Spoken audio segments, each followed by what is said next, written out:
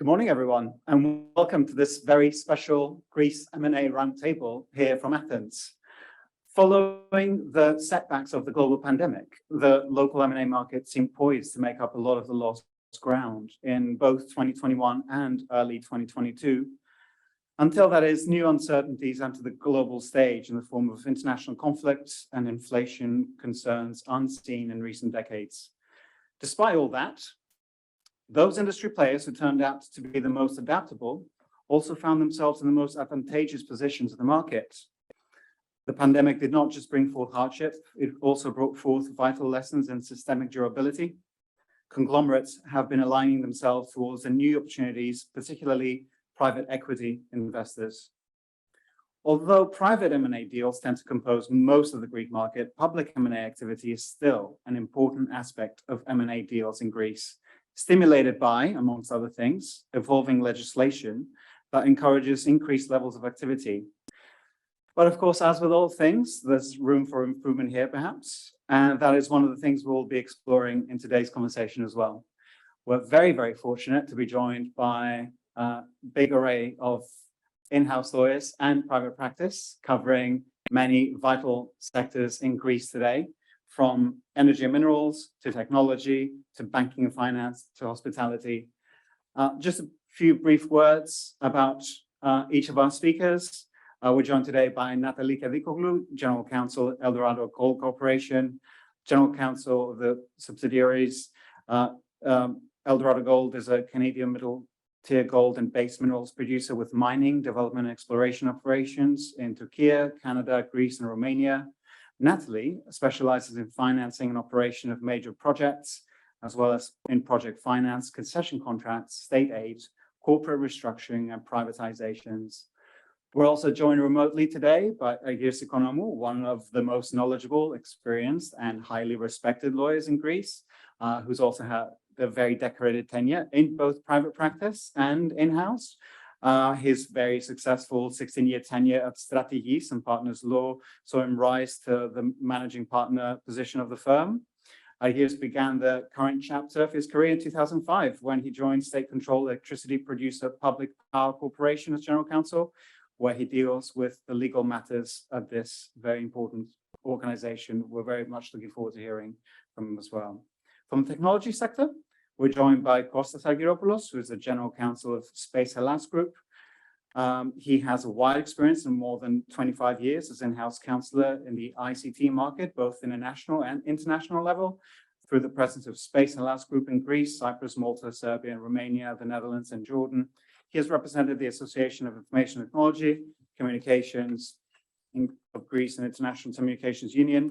He contributed as a speaker in various scientific conferences and is a prominent publisher of the thought leadership.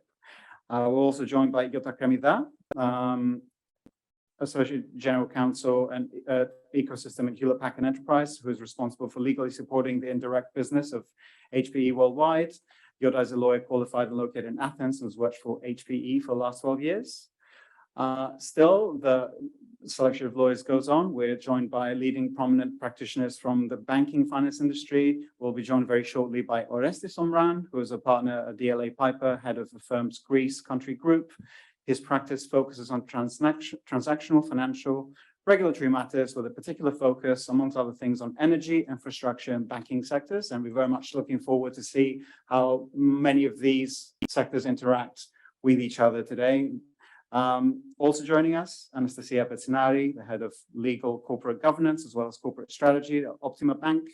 She has over 20 years of substantial professional experience in the banking sector, enjoying a number of senior legal positions and providing legal services at various domestic and foreign financial institutions.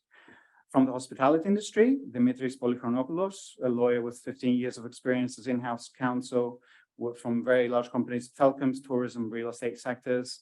He is currently head of legal department, compliance, and corporate secretary at Trasto REIC, a listed company with large and diversified real estate portfolio. Also joining us, Yota Kasakopoulou, General Counsel and Director of Legal Corporate Affairs, Attica Holdings. She has vast understanding of the company's operations and the wider industry.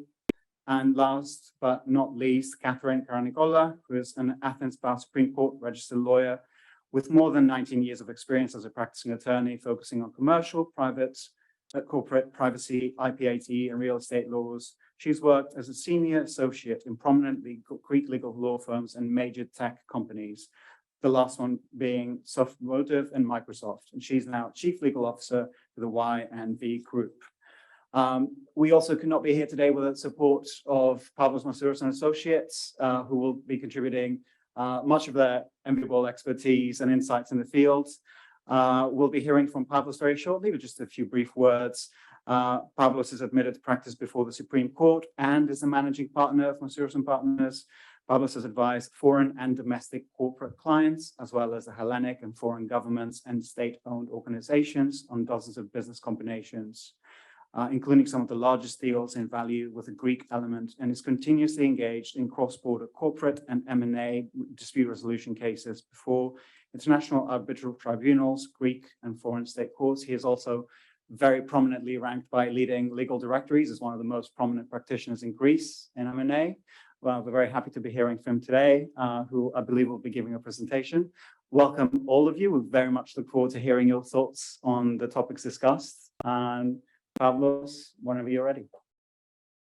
Yes, thank you. Thank you, Chris. Thanks for the introduction. And let me just say thank you to all the esteemed colleagues who accepted our invitation to hold the very first M&A Roundtable Greece in this format. In previous years, we held this in a much more condensed formatting, which was online, and it was a mere webinar. So fortunately, this sets the pace for the years to come. And I'm very much looking forward to an interesting discussion. So as it's customary with the webinars that we held previous years, I think it's useful to start with an overview of where we stand in 2022 in relation to M&A globally as well as locally. So it's always interesting to sit back and look at the statistics. Of course, being in September, we only have the official quarterly results for Q1 and Q2 so far. So we can only predict what's going to happen by the end of the year. So this year, M&A activity remains strong. So despite the challenges, the inflationary pressures, the turbulent equity and debt financing markets, and geopolitical headwinds, M&A remains strong. Definitely, it's not going to be at the record-breaking levels that we saw in 2021. 2021, as you can see in the graph, was an exception. It was the record-breaking year for M&A globally. So we're definitely not heading this way, but M&A activity year to date, at least, is on pace with pre-pandemic volume. I mean, if the current pace continues like this, M&A activity will reach approximately $4.3 trillion US, and that is going to represent a 29% decline in global M&A volume in comparison to 2021. But it's going to be a 12% increase in comparison to 2020, which was, of course, the core year of the pandemic, and a 2% increase in comparison to 2019. So that's important to keep in mind because it means that we are still at pre-pandemic levels. So I would not compare it to 2021, but still it's a very strong year for deals. Now, the technology sector leads all others for 8 consecutive quarters. So that goes before the pandemic. It's the technology sector that leads the way. especially in Q2 2022, we had some very big deals announced in the US mainly, but also globally, it represents approximately 19% of all M&As, the technology sector. Now, in terms of cross-border volume, it's also important to keep in mind some figures here. At the moment, we see that 2022 will have 32% of the deals are going to be cross-border, meaning that seller and buyer, or seller and target, or buyer and target are seated in different jurisdictions. So this is very close to the average proportion over the last 10 years of cross-border M&A. The average proportion of cross-border M&A over the last 10 years is 33% of all deals done. All the others are domestic. For 2022, if it continues like this, it's going to be 32%. But this is important to bear in mind, because we're looking at a year that is different to all other years in the past decade. We see the world has somehow divided between East and West. It's very easy to fall in the fallacy of believing that this will affect cross-border M&A activity too. It doesn't.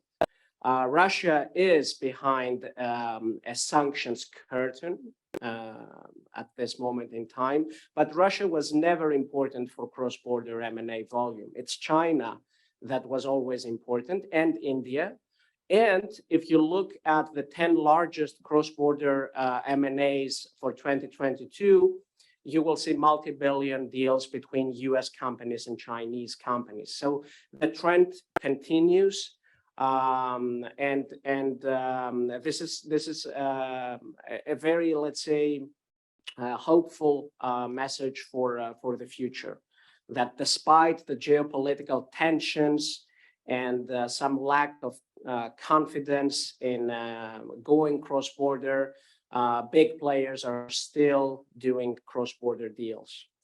If we see how it breaks down by region, it's always important to understand that the lion's share in M&A activity, and it has always been this way, belongs to the US. So 43% of all of the volume of deals done is domestic US. Then Europe follows with 23%, China 13%. Japan always has its share in the M&A market. It has always been steady. India is on the rise, along with other emerging economies in South America and the Middle East. So it's always important to understand that when we talk M&A, if something goes wrong with the US economy, the numbers are going to drop down dramatically in terms of trillions of dollars every time. Now the economy in the US, despite the spike in the interest rates, remains strong. I think the US GDP will continue to grow in 2022, unlike many major European economies. So this it means that M&A activity is not going to be affected so much on a global level. So turning to Greece, it's been an interesting year. Looking back at 2021, just like it was a record-breaking year across the globe, it was a record-breaking year for Greek M&A activity. In 2021, the deals amounted to 9.65 billion euros. So that's a record in the Greek M&A history. We had 78 deals overall. In 2022, so far, we have 51 deals that are for a total of 2.2 billion euros. So that represents, and if the pace continues like this, it represents a 78% decline. Is that a sign that economic activity is slowing down in Greece? I wouldn't say so, because M&A activity in Greece is not very much dependent on how the economy goes. For instance, last year you had a single deal, the acquisition of 49% of the Hellenic electricity distributor network operator, which blew every other deal out of the water. It was 2.1 billion alone. So we don't have this in 2022. So if that is missing, you instantly go from 9.65 to 7.5. So it's very easy if you miss a mega deal for the Greek standards to see the numbers proportionately precipitating. So it doesn't mean that the economy is slowing down. It doesn't mean that there is no longer any interest by foreign investors to acquire Greek companies. It means that we are missing those large deals for the Greek standards that we witnessed in 2021. Now, in terms of the industries that are leading the way, unlike what happens elsewhere, technology is not leading the way here in Greece. It's energy that leads the way in 2022. Technology is down 91.7% in terms of deal volume in Greece in comparison to 2021. It was said that the Greek government had pledged 2.7 billion euros for digital transition through the Recovery and Resilience Facility. And it was said that this was going to be the catalyst for M&A activity in the technology sector. We're not seeing this, but it doesn't mean that it's unlikely that we're going to see the trend unfolding in the very near future. It's just that M&A in Greece so far in 2022 does not follow the trend that we see elsewhere. So energy leads the way, technology has a dramatic drop so far, as opposed to what happens elsewhere. Now, in terms of the trends in the disputes that we see, so as we're all lawyers in this table, so we know that M&A is an area of practice where you see disputes arising quite frequently. It might be disputes that end in arbitration, fewer in state litigation. Some, at least half, I'd say, they are resolved out of court after the parties exchange some letters and hold negotiations. Now, the disputes that we saw in the deals we handled during 2022 were disputes over the breach of the so-called ordinary course covenants. So as we all know, between signing and closing, a target company is not supposed to do things that go outside its core business activity. So extraordinary actions may give grounds to the buyer to terminate the deal, to walk away from the deal before closing, or to seek leakages after closing. If there's a lockbox agreement and the parties need to make sure, the target needs to make sure that every leakage that goes out of the lockbox is paid to the buyer on a euro by euro basis after closing. So we've seen many disputes over the breach of ordinary course covenants. And the reason is that targets had to adjust to new market conditions. There's inflation. You have to either cut investment or make new investment. You have to hire people or fire people. So it's definitely not a normal economy that we're living in. Inflation brings about challenges. and target companies have to adjust, and they may be in the middle of an acquisition, but still they have to adjust to survive. So we've seen disputes over the breach of ordinary course covenants. Then, of course, we do see many deals being canceled this year, despite the enthusiasm that followed from 2021, which was, as we saw, a record-breaking year for M&A. We had a very good Q1 in 2022, but then many closings were set to be affected in Q2. And this is where many buyers decided to walk away from the deal.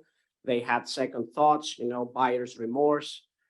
So we have a very high percentage of deals that they were never done. They were canceled, and this brings about, of course, a claim by seller. If the buyer has agreed to a breakup fee, it's always easy to walk away. You pay the breakup fee and you walk away. But sometimes the parties reach no agreement in relation to the termination fees. So then they seek damages on the basis of much more obscure calculations. You have valuation disputes, of course, because of inflation, especially when a part of the purchase price has been agreed to be deferred for 1 or 2 quarters ahead after closing. The parties may start disagreeing about the valuation because of inflation. You have to draw some assumptions in relation to profitability, and the parties seem to start from different assumptions when they draw these formulas. But these are matters that may easily be resolved by an independent expert. So these kind of disputes, they rarely end up in court or arbitration. Now, we were engaged in some arbitrations that started during COVID-19. And those arbitrations, they delivered the awards during 2022. And it seems that something that was in everyone's mind during the pandemic, which was whether COVID-19, the outbreak of COVID-19 would qualify as material adverse effect in relation to many M&As, it seems that arbitral tribunals are very reluctant to recognize that the COVID-19 outbreak was a material adverse change for the target companies that were the subject of acquisition. So this reconciliates the trend in arbitration to what we know because of publicly available case law, to what we know exists in the case law of state courts, where even the most sophisticated corporate courts like the Delaware Chancery Court in the US, they rarely, if ever, find a material adverse effect to have hit the target between signing and closing. So it's something to bear in mind, because we lawyers, we like to spend a lot of time negotiating material adverse effect clauses. And people believe that it makes them look very sophisticated to their clients to discuss this over a call with the counsel on the other side of the deal. But if the matter ends up in a court or an arbitral tribunal, it's very unlikely that material adverse effect will be acknowledged. So that's something to bear in mind and not waste so much time negotiating a clause, which plays a very small role in M&A as things stand right now. So in terms of the deal terms, there have been some developments that very much, some of them have to do with inflation. Others have to do with certain developments in the insurance market for deals. So what we've seen in the deals we've handled during 2022 is that inflation makes buyers less willing to pay cash at closing. So they're looking for alternative ways to pay out the sellers for the shares that the sellers are delivering in the framework of the deal. So usually, I mean, buyers would like to buy control from the sellers, but they wouldn't like to pay for 100% of the share capital to save money, of course. So we see many more deals in Greece where the sellers retain a minority position after closing. What does that mean in practice? That you have a greater number of deals where an SPA is not the only document that needs to be entered into. An SHA, a shareholders agreement, has to be negotiated in advance of signing the SPA, and it is being executed at the time that the SPA is being signed, so that the buyer who will acquire the majority position can continue working together with the sellers who are usually the founders of the company and who will retain a minority position. We see a rise in earnout agreements, which is natural when times are hard. You don't want to pay cash, so you agree on paying some cash at closing, and then earnout arrangements are being agreed between the parties. But here is where valuation disputes may kick in.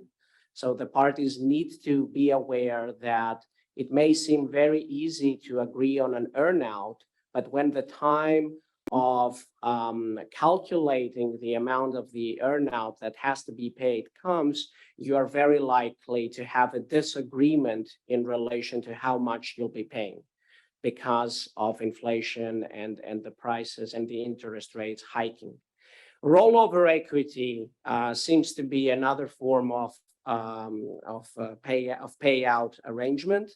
So instead of paying the sellers fully in cash, you pay them partly in cash and partly in shares in some other affiliates of the buyer. So that makes for an interesting negotiation and also brings about valuation issues. Are the shares that I am delivering, are they of equal value or similar value to the shares that you are offering to me in some other affiliate entity within your group? But we don't see so many escrow arrangements. And that's interesting. And that is more of a structural development in the Greek M&A market, because the time has come in Greece too, where buyers buy reps and warranties insurance, something that we knew from practice elsewhere, most notably in the US. Our US colleagues were always discussing about this. We had never seen it in Greece, but now it's you have insurance brokers in Greece, mainly representing non-Greek insurance companies that are willing to offer reps and warranties insurance to buyers that are buying out shares in Greek companies. So if that's the case, you don't need an escrow, because the escrow is your safety. The escrow is the method by which you're retaining part of the purchase price for 1, 2, or 3 years ahead, for the sake of having some certainty in case you discover a misrepresentation after closing. So since your insurer is going to pay that, if there is such a finding, you no longer need to negotiate an escrow with the buyer. So the buyers, in generally the reps and warranties insurance market is becoming deeper in Europe and Greece. Buyers take exposure on known issues, so they make sure that they understand the target through thorough legal due diligence. So on the issues that they feel certain about, they don't take insurance, also because this insurance is a bit pricey still. But for the rest of the reps and warranties, they take insurance, and thus they can do away with escrow arrangements. So that makes it, of course, they discount the purchase price because they pay an insurance premium that is usually 3 to 4% of the purchase price.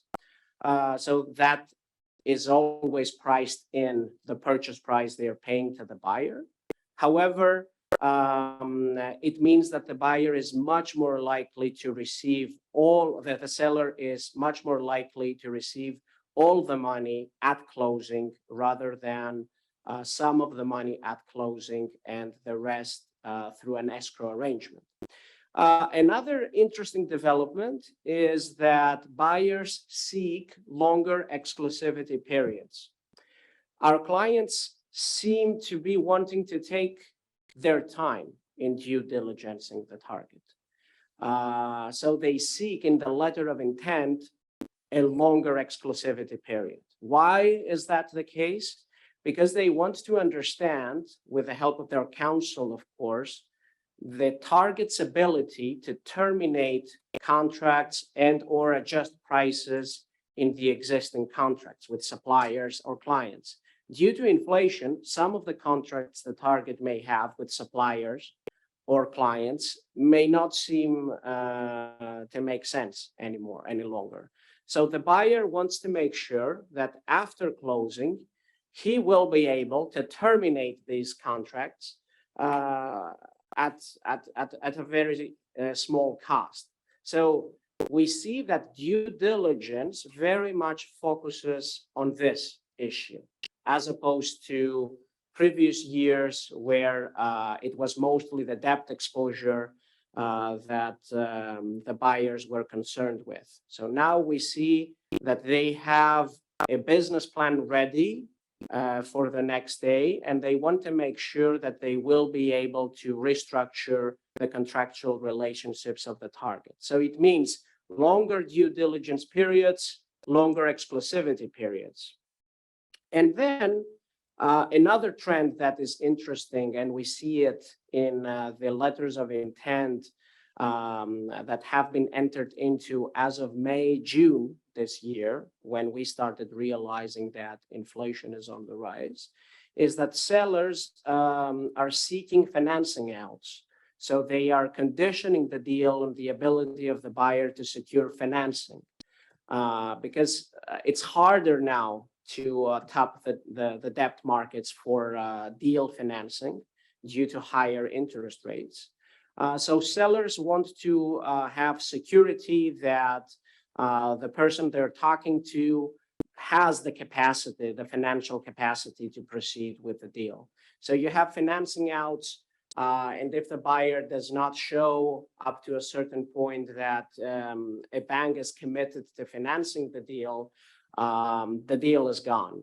Everyone goes home, and the deal is canceled. So that's another trend that we're witnessing in the past few months, and it is very much related to central banks increasing the interest rates. So as far as I'm concerned, this is what I wanted to discuss.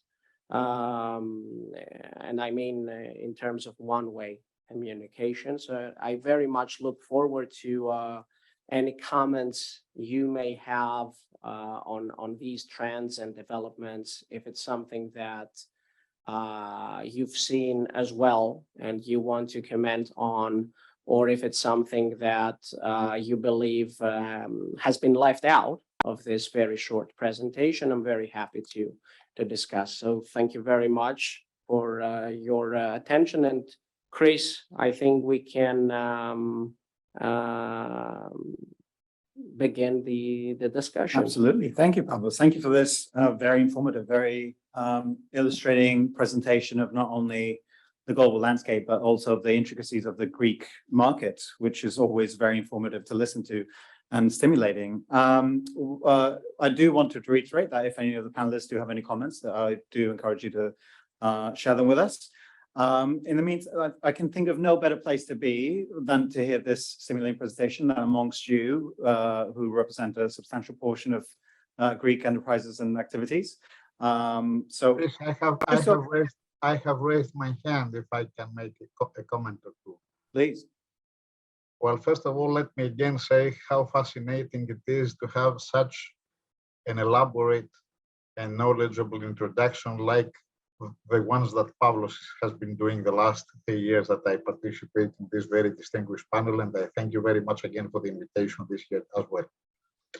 Well, listening to Pavlos, I cannot but really acknowledge how important those M&As that we have been doing on behalf of PPC the last couple of years, and quite frankly, I had not acknowledged it as much as I did today.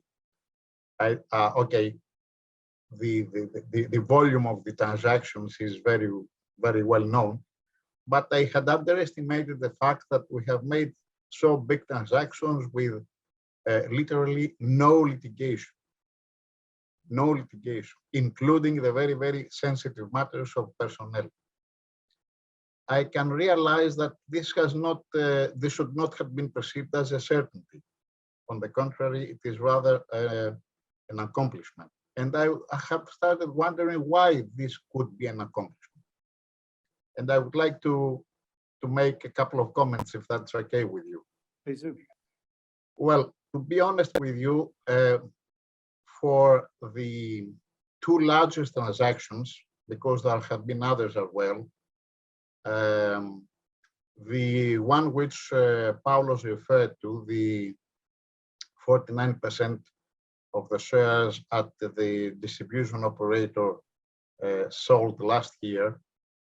But before that, it was also another transaction of major importance, the sale of PPC stake at the transmission operator some years ago. Both of them have led to no litigation whatsoever for any reason, including all those that Pavlos mentioned before. Why was that? Okay. Honestly, we have had the luxury to have legislation regulating the particular transactions, and I understand it, I acknowledge that this is hardly the case for any other transaction, or at least most of them. So, privilege number one, legislation introduced. But it's not only that. Let me tell you that one of the key issues that, in my view, right now, coming a certain distance from those transactions, right now, I would say that one major issue is that we should be in a position to convince our fellows within the company, people from finance, the management, and so on, that an M&A transaction is not an asset acquisition.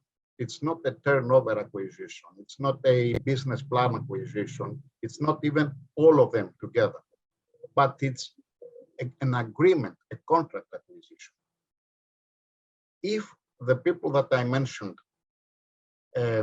agree on that assumption, then our job becomes much easier because they pay notice and they really care about the reps and warranties clauses within the contracts.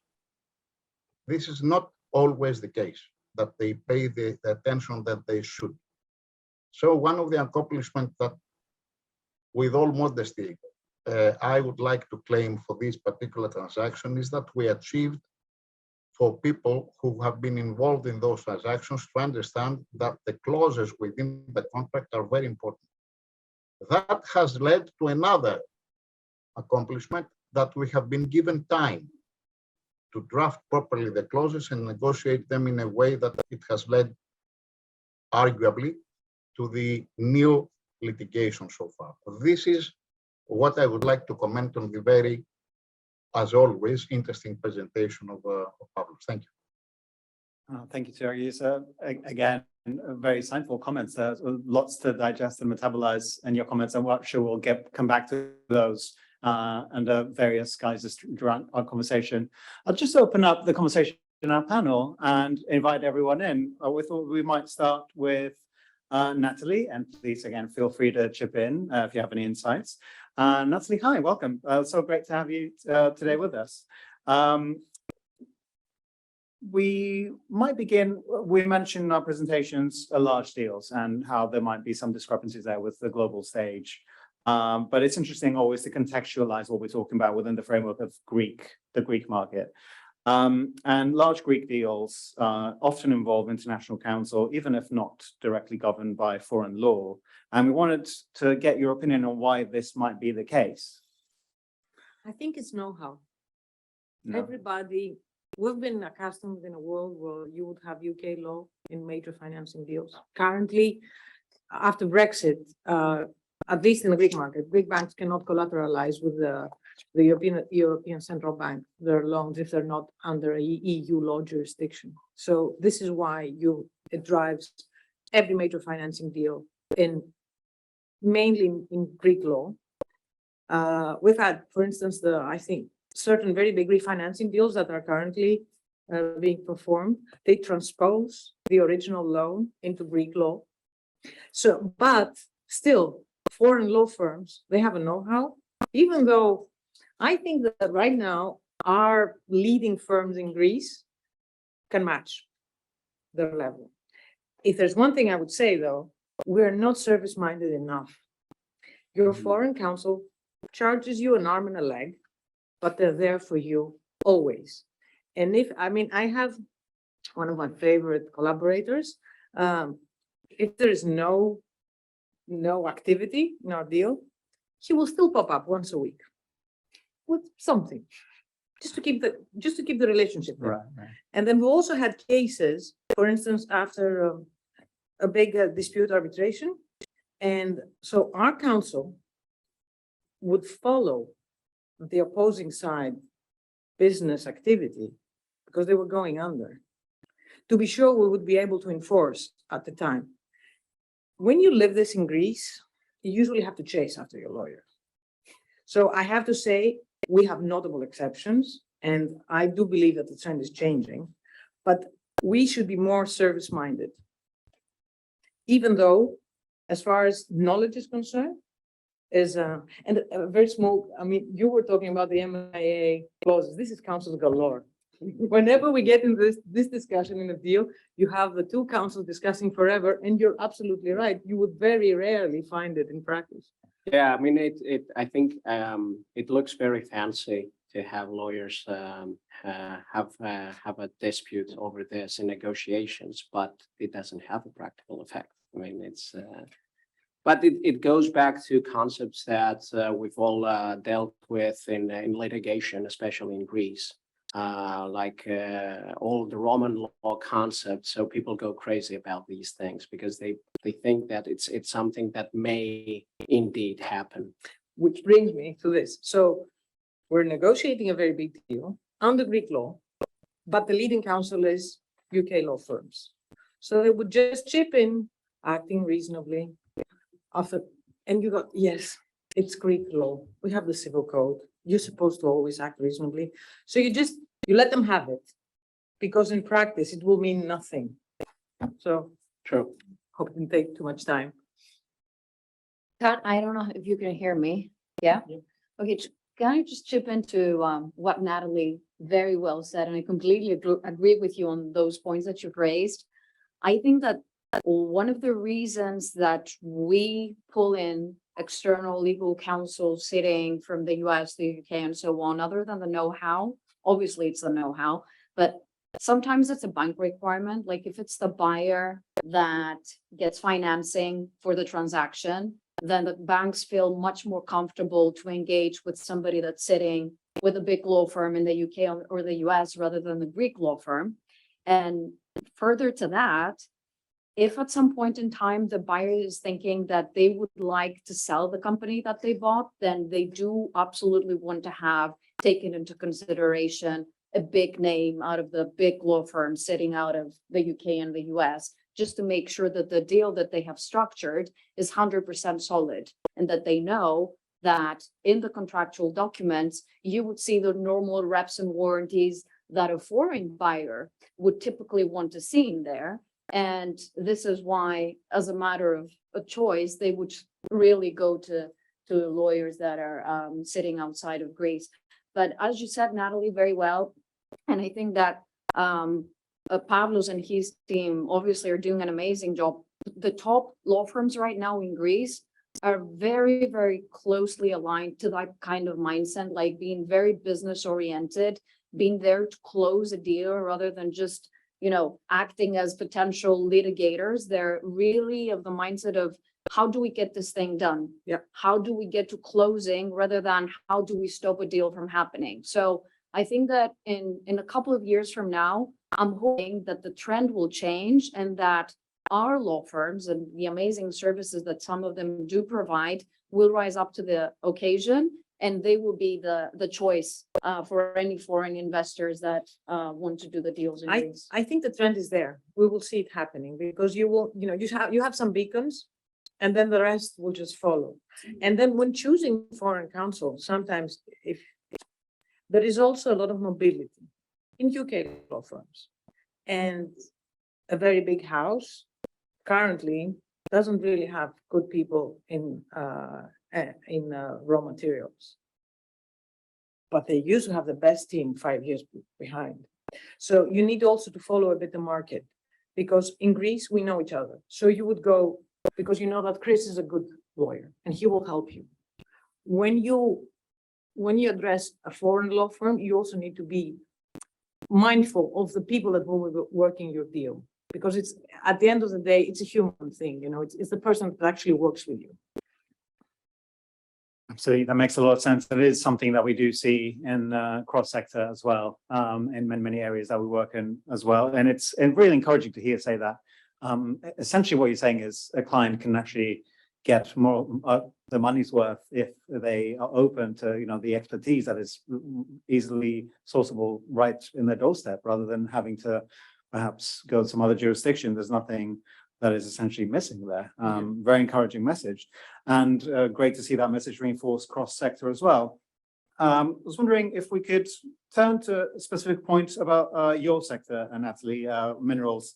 Perhaps you could shed some light onto the Greek mining code, which seems to be a piece of legislation which can be a bit problematic in certain circumstances. We wanted to get your thoughts on it, about the Greek mining code and the Greek licensing process for mining, with regard to how it may or may not encourage foreign investment in the country. Well, I would like to start by saying this is a brave new world that we're living in. And this is across the board, across industries. Things have changed a lot.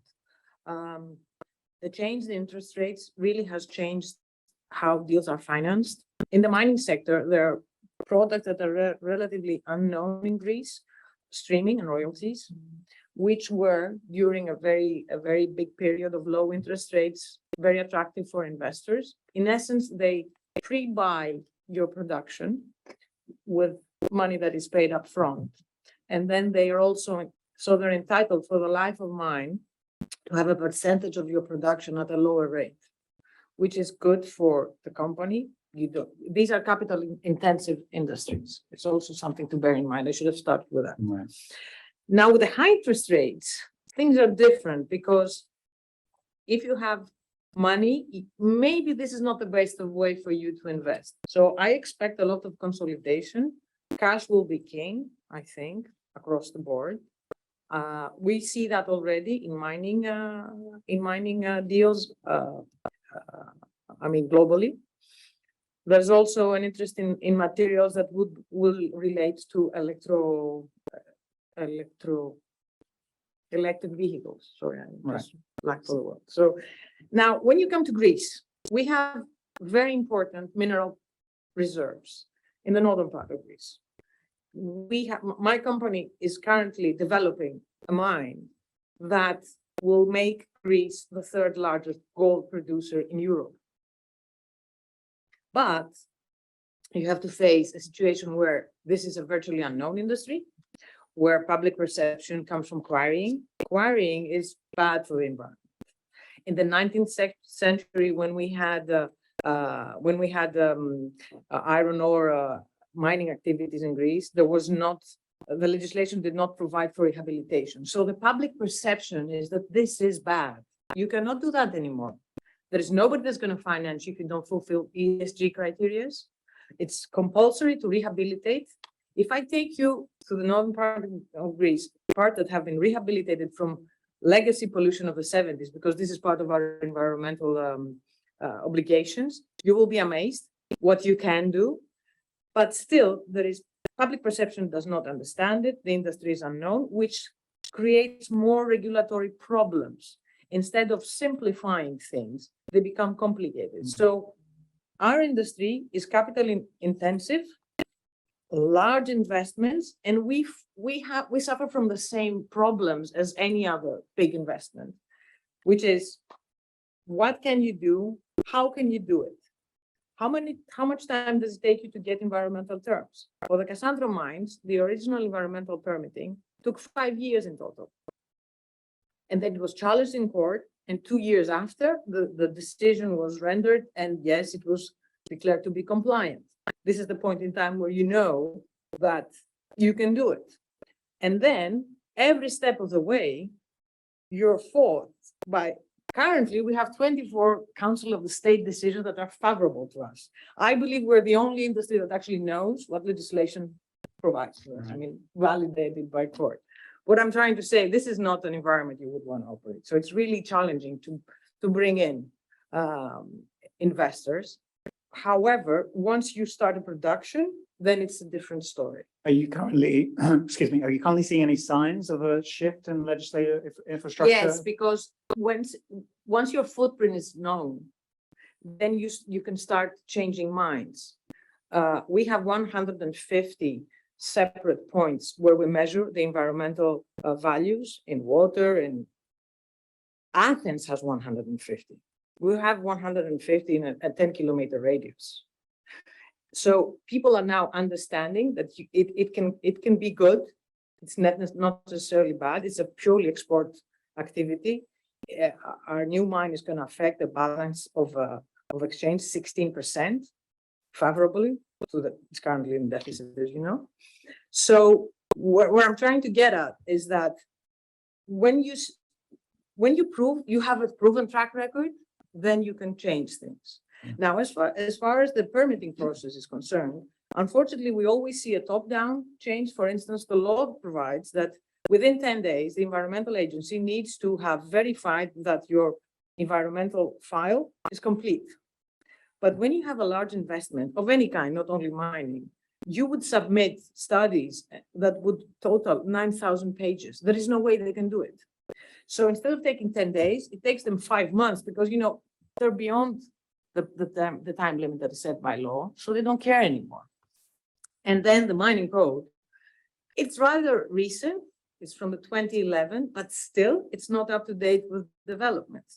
And one thing that it lacks is the incentive for research, because you may get a permit to do a mineral research, but this does not mean that you're guaranteed to get the concession afterwards. So you would actually find a reserve and somebody else would get it. This is not very incentivizing because research too is capital intensive. And also there is, so the whole country is divided in plots, several of it, mining concessions that is, several of them are owned by the state. The state does not tender them. So you have seriously untapped potential. And then it's the question, what kind of economy do we want? Because the pandemic has shown that you cannot have a singular dimension economy. You cannot only do tourism. You need to complement with other things. So it's a brave new world, I said. Yeah, certainly makes sense. I think I talk about everything. Yeah. Well, we could dive into many points there, but it's very interesting to hear you talk about the intersection between public perception, which in some cases seems to be quite advanced and changing, but in some ways is also a bit more glacial in progressing, which is not always conducive to making the most of these opportunities, especially the natural wealth that we have. And I would be very interested to hear from our panelists as well to see how the legislative infrastructure and public perception does encourage or not, as the case might be, deals in your respective sectors. But if we have no more comments on this specific topic, would be very happy to hear from Agiris again.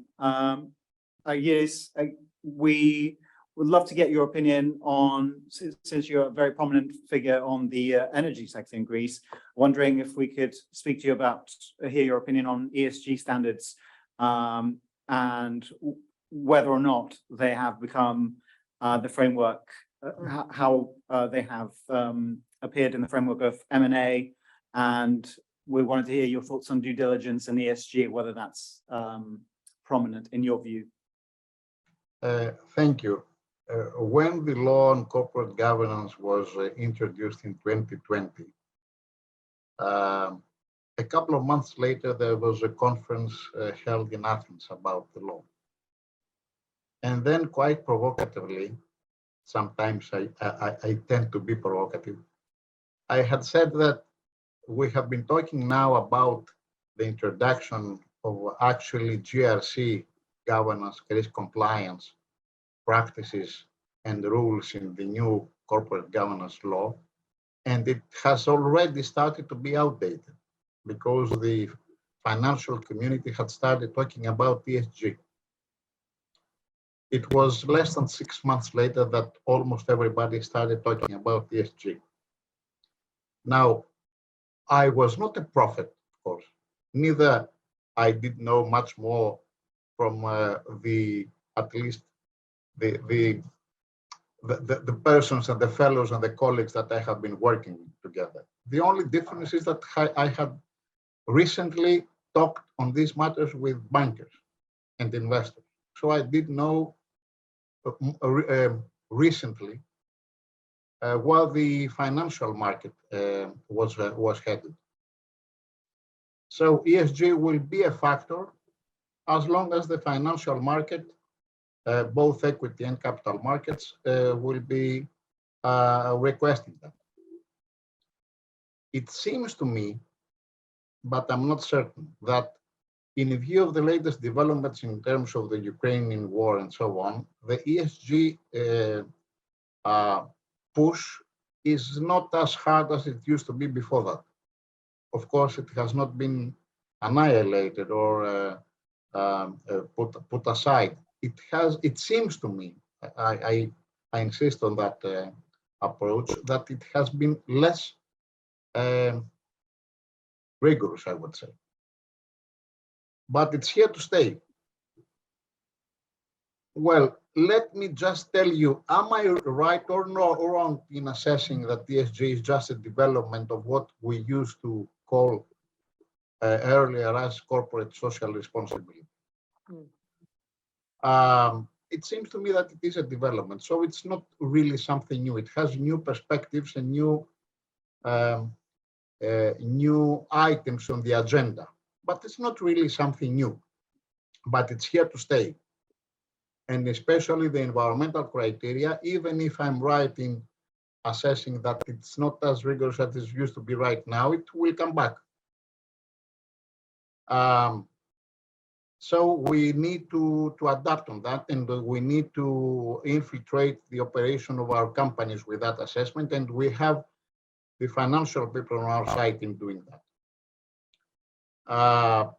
I do not have answered your question, Chris, because I would like to say just one more. I entirely complete with what Natalie said before about the need of certainty and some changes in the regulatory environment concerning mining activities of all kinds.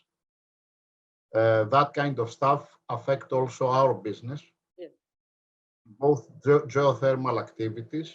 I'm not talking about lignite mining, of course, but about new activity, geothermal and offshore.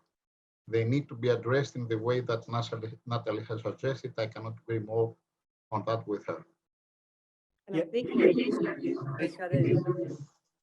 I'm thinking that it's when we do a top-down reform, we should apply reasonable provisions, because at the end of the day, the legislator is too ambitious and then you end up having a law that cannot be applied. So I'd rather have something that is reasonable and strikes a balance than have a provision that is simply cannot be observed. What do you think? Again, I cannot agree more with you on that. Perhaps you might recall that some years ago at the conference at Rio, not the Janeiro, Rio, Patras, I had argued on those grounds in some issues related to corporate governance being more of an Anglo-Saxon approach on the matter, that I have always been in favor of reasonable approaches and not like, well, I don't like to name, but like lots of our fellows being more of the German approach, if you know what I mean, tend to be, in my view, very dogmatic. You have always, I have always seen the matter as a reasonable requirement, not on absolute terms. That includes, for instance, going back to the ESG matter. I'm not in favor of the so-called μηδενική ανοχή, Zero tolerance. zero tolerance. What does zero tolerance mean? And I have given an example at the Delphi Forum on that. Let me, and in that sense, I would like to indicate some contradictions of the legislator. Let us say a couple of things on the social matter. Just an example. Harassment. You do get a complaint about an alleged harassment by your CEO. What would zero tolerance mean on that? That you would have to request the resignation of the CEO, because you have zero tolerance on that kind of incidents, even if not proven. Let me remind you that the harassment legislation has reversed the proof procedure, okay? The burden of proof. So I have always been in favor of reasonable and modest approaches on those matters. I have not liked, never ever, to say things that you are not fully committed in complying with. So in PPC, we have said that we have no tolerance. We have not used the term zero tolerance. This is just an example which might be viewed as also an application of the ESG principles. Yeah, and it's a very good insight into, as you say, you know, part of the reason why we are having this conversation around ESG is because we have reached certain critical tipping points, not only in environmental terms, but also in societal terms, in certain aspects. And Can I add one more thing just to indicate the contradiction of the legislator? In the same time, the legislator of the law on corporate governance requests a final judgment, a court of appeals judgment. So on the one hand, you have the zero tolerance, which would lead to whatever, and on the other hand, you need to have a court of appeals judgment. Are those two things complementary or contradicting one to the other? I think that they're contradicting. please. Thank you, Chris, and thank you, Argyris. Although not strictly M&A, the subject, I find it very interesting. I just wanted to comment on what Argyris was just mentioning. For me, zero tolerance on issues of harassment, for example, as Argyris pointed out, means that you have an organization in place that creates trust in the employees, that you will look into it, and that you will look into it with objective criteria, no matter what the person accused is or the person that the complaint refers to. And it doesn't mean that you need to condemn from day one. I think this is a wrong approach. Zero tolerance means no matter who it is, I am going to investigate thoroughly in the same way. And if in the end of the day, it proves by law court decision that, well, there was something wrong there, then you will respect that. So I see all this in a very complementary way. They're not contradictory. And for M&A to try to take it a little bit to our subject, I think, especially in my sector, which is transport, I'm going to say in shipping and not so much hotel as I was introduced, we have seen for many, many, many years, banks, foreign banks, because we are an international industry, to be interested in ESG criteria. And social criteria have always been very, very important since I have an experience in 20 years now in shipping, and I can remember them since the beginning. Sorry for. I agree with your approach. Let us agree, first of all, that this is not everybody's approach, especially in some countries, including the US. And I suppose you agree with me on that. And what I was referring to as contradictory is the specific requirement of the law 4706, which requires a Court of Appeals judgment. On the one hand, you cannot actually expect for a judgment which would take 10 years to come to a conclusion. And on the other time, by this approach that I agree with you should not be this one, but the one that we are agreeing with, would lead to immediate effects. Immediate effects. That's what I'm saying. You cannot, on the one hand, expect a 10 years and 10 years resolution, a 10 years procedure, and on the other hand, expect immediate reaction. I don't think those two are really in line with. Thank you. Thank you very much, Ayus. Right before we go for a coffee break, we wanted to quickly get your opinion for just a minute or two on, just to bring back, as Yola kindly reminded us, to revisit the energy M&A space. It seems like there's a lot of activity in the renewables industry, and we wanted to get your quick take on the specific challenges for foreign investors bidding to acquire licenses for renewables in this country, and what specific challenges the Greek market poses for any potential investors. Well, I think that we would need another conference on that. Let me just tell you two things. The decrease of uncertainties, and with whatever you might understand as uncertainty. And second, to be properly addressed, all those which are related to regulation in the lines of what Natalie said before.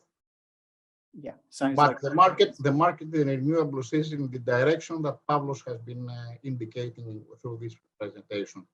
Lots of markets and mergers and acquisitions will take place. They are taking place, and we are very active on that. If you perhaps know what I'm talking about. right. Can I please add something to Please. that? Now, with one of the things that we're going to face, so the market of renewable energy requires raw materials. The emerging divide between East and West, and the fact there is serious fear that at some point it could reach a divide with China. I mean, prior to the Ukraine invasion, there was tension in Taiwan with China. Now, if you see something like 95% of the global market is of photovoltaic is produced in China. I mean, all items. This has caused the European Commission to step up their initiative on the Critical Raw Materials Act. They have defined 80 different elements, and they're planning to create new financial instruments in order to subsidize exploration, treatment of critical raw materials, such as silica, for instance, which is used for photovoltaic panels. And this is very important because currently the EIB does not finance any mining. EBRD does globally. There's a plan for the two institutions to merge. And what would that mean for critical raw materials? So as I said before, we will see a lot of changes in the market and institutional adaptations to that. Getting a better sense of why you said Brave New World before. Exactly, Yeah. that's what's on my mind, actually. Can I say something on that? Natalie, again, is perfectly right. I can remember that when I was in Brussels, the very last months of the Juncker Commission, I heard from the chief of the cabinet of Juncker the concern of him personally, of Juncker's, I mean, and the commissions consequently, about the political matters of raw materials, and especially the acquisition of China of major mines in Africa, which would lead to the dependency of Europe on raw materials, which, for instance, are essential for the e-mobility, for electric cars. And this is where we are now. Exactly what Juncker- you say, exactly what you're saying. Yeah. Juncker wished the European Commission, the European countries to be more active in Africa on those matters. Unfortunately, Europe has always been reluctant in following rather aggressive, if they are aggressive, policies on that, among others. So Natalie, again, is entirely right. Thank you. Thank you so much, Oyus and Natalie. At this point, might be good to grab a little coffee break, gather our thoughts. We'll be coming back at 12 local time promptly to discuss tech M&A and the trends there in that space. Thank you so much for bearing with us. We'll be with you very shortly.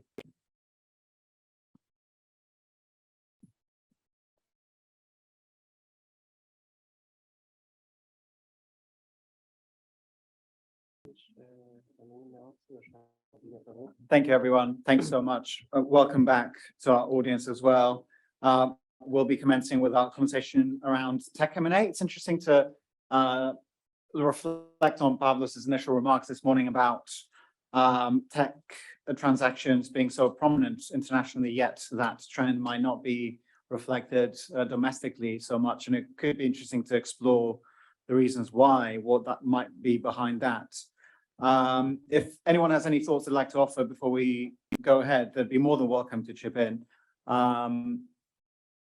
If not, we would be turning to Yota Kremita with an interesting discussion on in-house resources. Is there a threshold in the size of the deal beyond which you would look to outside counsel's help? And again, that points to an interesting discussion around in-house seeking guidance from private practice and what can the two learn from each other. So what would your experience be? What would be the size of the deal beyond which you would turn to private practice? Thanks for the question. And I think I'm the right person to ask this question.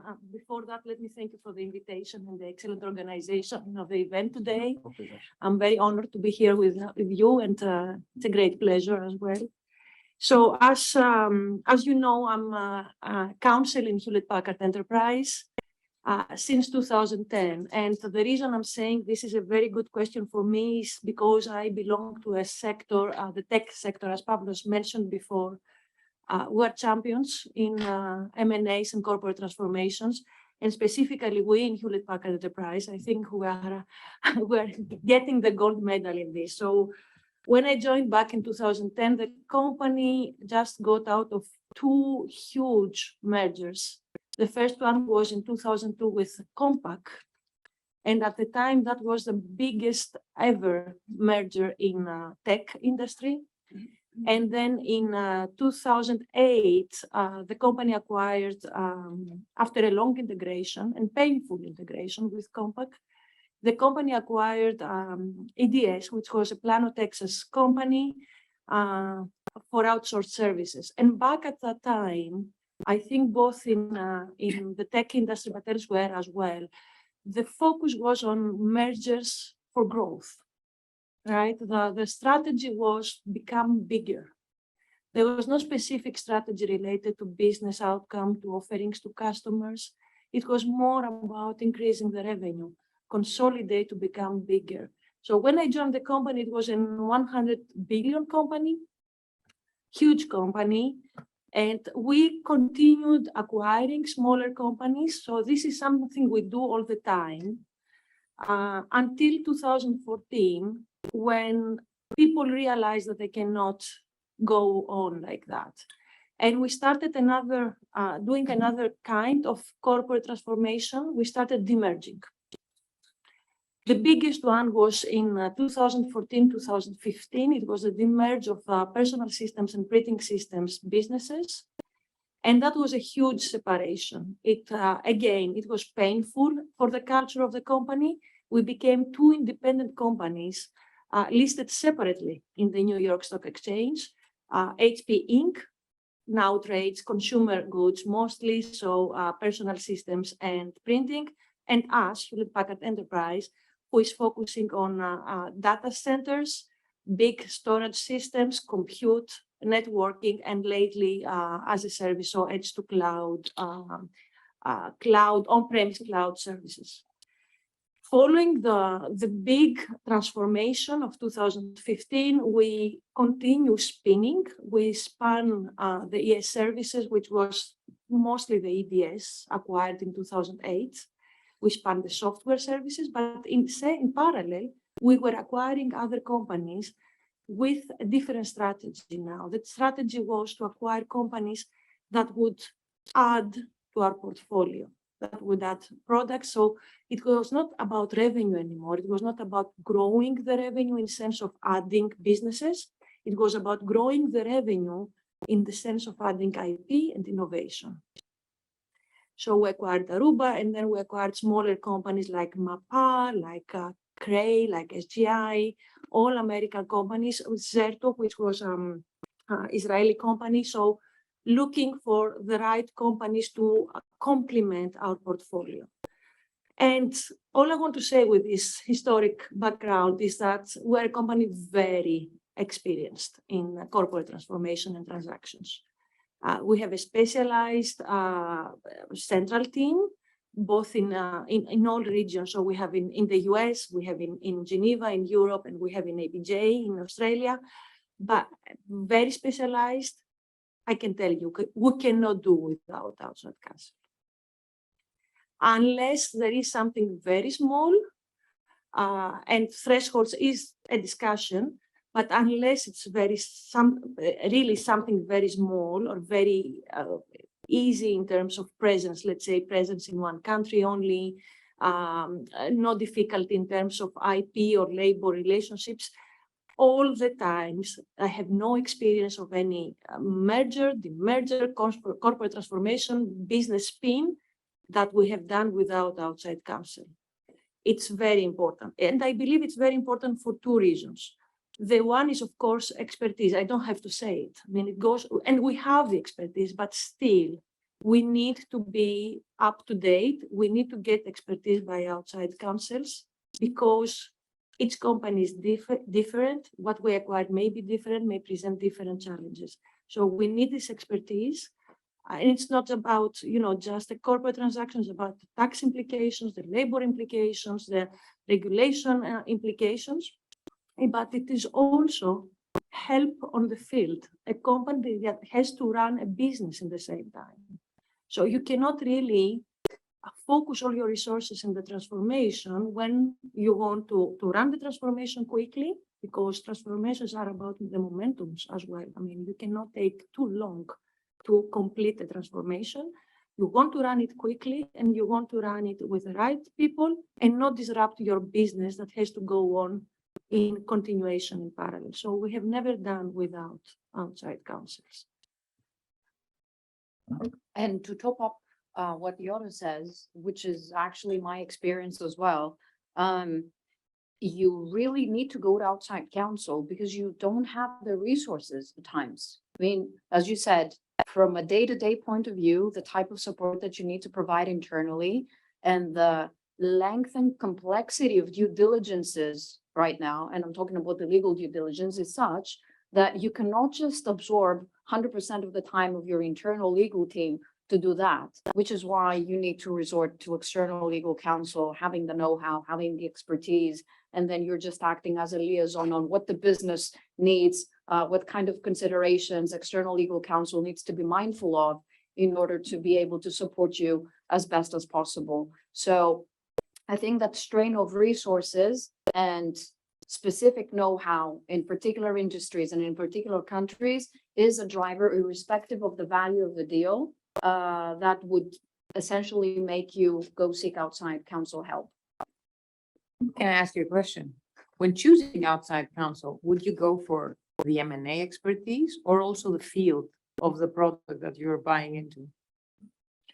In Hewlett Packard Enterprise, we go for the M&A expertise. I mean, we do have the field expertise for our business, right?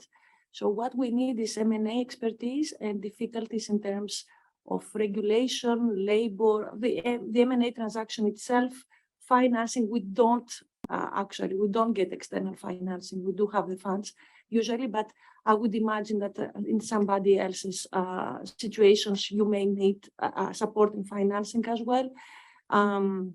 We go for M&A experts, and those are specialized law firms or divisions of law firms that do specialize in M&As. And I heard with interest what you said before, Natalie, about people moving from one law firm to the other. You have to follow the people as well, right? I mean, it's not just because they know your company, it's because you know who is good for you, right? So that's also very important. Right. Speaking of outside specialized M&A counsel, I mean, speaking of experience, sometimes what we've ended up doing in relation to an M&A deal is essentially labor law advice, because the parties seem to agree on the clauses of the SPA, but then what really holds up the transaction is talking it through with the trade unions or making sure you don't breach any labor laws along the process. So what I would like to ask Jutta is, since you come from the tech sector, a pattern that we've seen with tech deals in the recent past is that a buyer acquires an entity that is non-Greek, could be based in the UAE, could be based elsewhere, but all the work, all the operations are done from Greece, and they have like IT stuff that is highly specialized, and they occupy an entire building in Athens, like 50, 60, 70 people.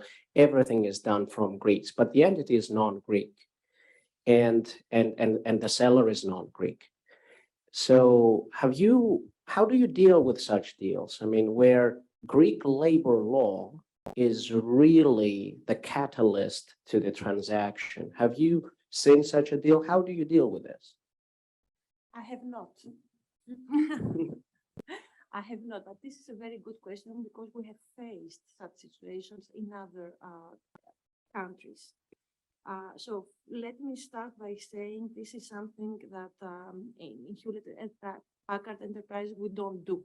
We don't maintain personnel, contingent workers or payroll personnel in countries where we don't have entity presence. And I guess for lawyers, the reasons are obvious. And as counsels in the company, we're very happy with this principle. But when we acquired companies, we realized that it's common. It may happen. I mean, we have acquired companies that have contingent workers in non-presence countries for them. And that's your question, I guess. For us, and I'm talking as a practitioner more, Pavlos, rather than a legal dogmatic professional, the company, the way we react in this situation, it's a kind of, going back to the rule. I mean, how can we put this in our model? And our model is we have to have presence. So either we relocate the people to somewhere we have presence, or we establish an entity in the country in order to host the valuable personnel in the country. And that's why how we resolve. Now, I guess also you want maybe to expand a little bit on the Acquired Rights Directive, right, which I simply explained to the businesses, the principle of the job goes with the worker, and the Greek legislation about obligation actually to maintain the people to continue doing the work they were doing despite the corporate transformation. And we have no issue with that. On the contrary, we are quite conservative in this approach. But we try to always to regularize the situation by either, establishing an entity to host the people or try to relocate them to somewhere where we have presence. Right, right. So you don't appreciate the decoupling that seems to be very, very much in trend in the tech sector, but also with we've noticed this with other jurisdictions. I mean, many tech companies, they retain outsourced personnel in Romania, in the Czech Republic. So quite often we outside counsel have to discuss with outside counsel that is based locally there in order to reconciliate labor law standards across a number of jurisdictions that on the face of the transaction are not relevant to the deal. Definitely not where the seller, buyer, and target are registered. Good. Okay, so let me turn to Kostas and keeping it within the tech sector. So I also mentioned in the beginning, we've noticed that the tech M&A is booming globally. Not so in Greece, but what we are noticing also is a consolidation within the software industry. This software as a service, this line of business seems to be consolidating rapidly. What would you think drives the trend in this, and who are the buyers there?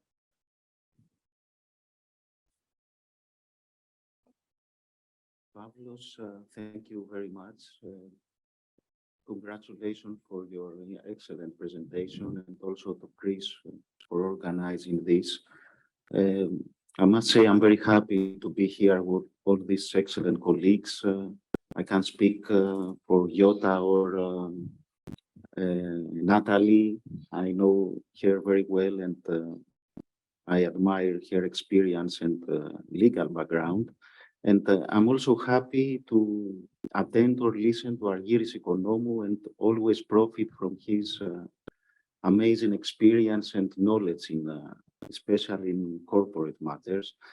So answering to your question, let me start from an example. Last week, Adobe announced that it has entered into a definitive merger to acquire Figma. Figma is a leading web-first collaborative design platform. The deal worth about $20 billion in stock and in cash. So speaking about tech consolidation, consolidation presents new opportunities to the software designers, software developers, and at the same time, it can create cost savings. There are also benefits for the clients and end users profiting from a wider portfolio from the same provider. So I think with my experience, success in technology these days means, speaking for digital technology, moving faster, building ecosystems, and that means collaborating more broadly. And all of these have an influence to success. It seems that even the definition of success has really changed in technology investment. And this is the challenge in digital technology. So consolidation is a matter of success. This is also my experience with the investment that we have made in a huge software house in Greece, Singular Logic, together with another public listed company, EpsilonNet, early last year, but also in various investments that we have made also outside Greece. For example, we made an investment in the Netherlands in another big software house. And I think that you can find technology and software consolidation in various markets. Of course, in the corporate environment with the products like the ERP, the HRM, financial applications, also in specific markets like mega supermarkets or fuel or in the music industry, which is more, well known in the gaming industry, music and electronic payments, gaming and electronic payments. But at the same time, it is important to know that you can also find diversification, which means that take a specific software and put it in a wider portfolio of a digital integrator, meaning that you don't need to consolidate software products as a group, but you need to use the software as part of the offering of a complete solution to the client, both with hardware and software. So you can find both needs and turns. I think what is important is that in digital technology, software is a necessity. Right, yes, Anastasia, yes. Talking about prospective buyers, I would like to comment that regarding financial technology industry, fintech, we know them, I think that fintechs are increasingly attractive also to incumbent financial services institutions seeking to team with emerging technology companies to access readily available solutions, as well as economies of scale, and of course breadth of product and servicing offerings. I think that we will see a boom in M&A deals between. Yeah, I think you're exactly right. And also in Greece, we've also seen a former fintech company becoming a credit institution itself, like Viva Wallet. So there's definitely many synergies there. I'm conscious that Argyris has raised his hand. Perhaps he has something to comment on what Kostas previously about the labor matters that you asked. Oh, okay. Well, you understand that having within PPC one of the more powerful trade unions has given me tons of experience on the matter. I could comment for hours, but the only thing that I want to say is the following. The role of the in-house counsel is irreplaceable for that particular field, irreplaceable. It has to do with a number of matters related to the overall issue. First of all, personal relationships. Sometimes, and this has been my experience time and again, being what you are and being convincing and trustworthy on what you say is, I couldn't say how important it is. Second, and I will end with this only second point, is that the in-house lawyer is the only one who can coordinate and consolidate various issues from various fields of law which are related to the transaction. The only one. The in-house lawyer is the one who knows the company, and I'm talking, of course, about the in-house counsel who is within the company, not some who might be working also for the company, if you know what I mean. The only one who knows the company, how it matters and the issues, knows the people. And knowing the people perhaps is the most important matter of all. This is what I want to say on this particular issue. It's very, very important. You very rightfully raised it. There is no answer for all matters. One size does not fit all. But the role of in-house counsel is irreplaceable. Thank you. Thank you, Argyris. Also, in your case, we've witnessed this firsthand, how important it is. So yes, Natalie. There's something that came to mind, so forgive my ignorance, but I was thinking fintech, startups and venture capitals and M&As. And I was thinking, is there activity in that that's outside my? Well, as far as we are concerned in our practice, yes, we do see a lot of seed investment. And of course, venture capital in Greece is definitely not at the level of sophistication that you see. Definitely, I wouldn't say the US, but other EU jurisdictions like Germany and the Netherlands. I mean, the Netherlands, you have a good level of sophistication in the VC industry. I think there is a lot of talent in Greece in the IT sector. That's definitely something that I've personally noticed in the deals we've handled. And those people are very keen to start a venture. And some are commercially minded to go out and then sell the idea to potential investors who are interested in growth funding this. So there is, I think, the VC industry, the startup financing industry is very active in Greece, but we're talking small figures. So these deals, these investments, they don't make it to the news. Sometimes it could be around the financing that is 1 million or even less than that, but that's a success for the startuppers. But it doesn't make it to the news. It's not important for Yeah, but the still, you broader. have some landmark deals that have. Yes, been announced. and some. I mean, even Viva Wallet started as a startup. That's what I thought. Yes, yes, It is the Greek unicorn. Yeah. yeah, exactly. But usually, I mean, a startup is small, so you have to rely to outside counsel. So it kind of all comes together. Yeah, no, Viva Wallet is definitely a case study, and then we're happy to have been part of this because we've been advising them for years now.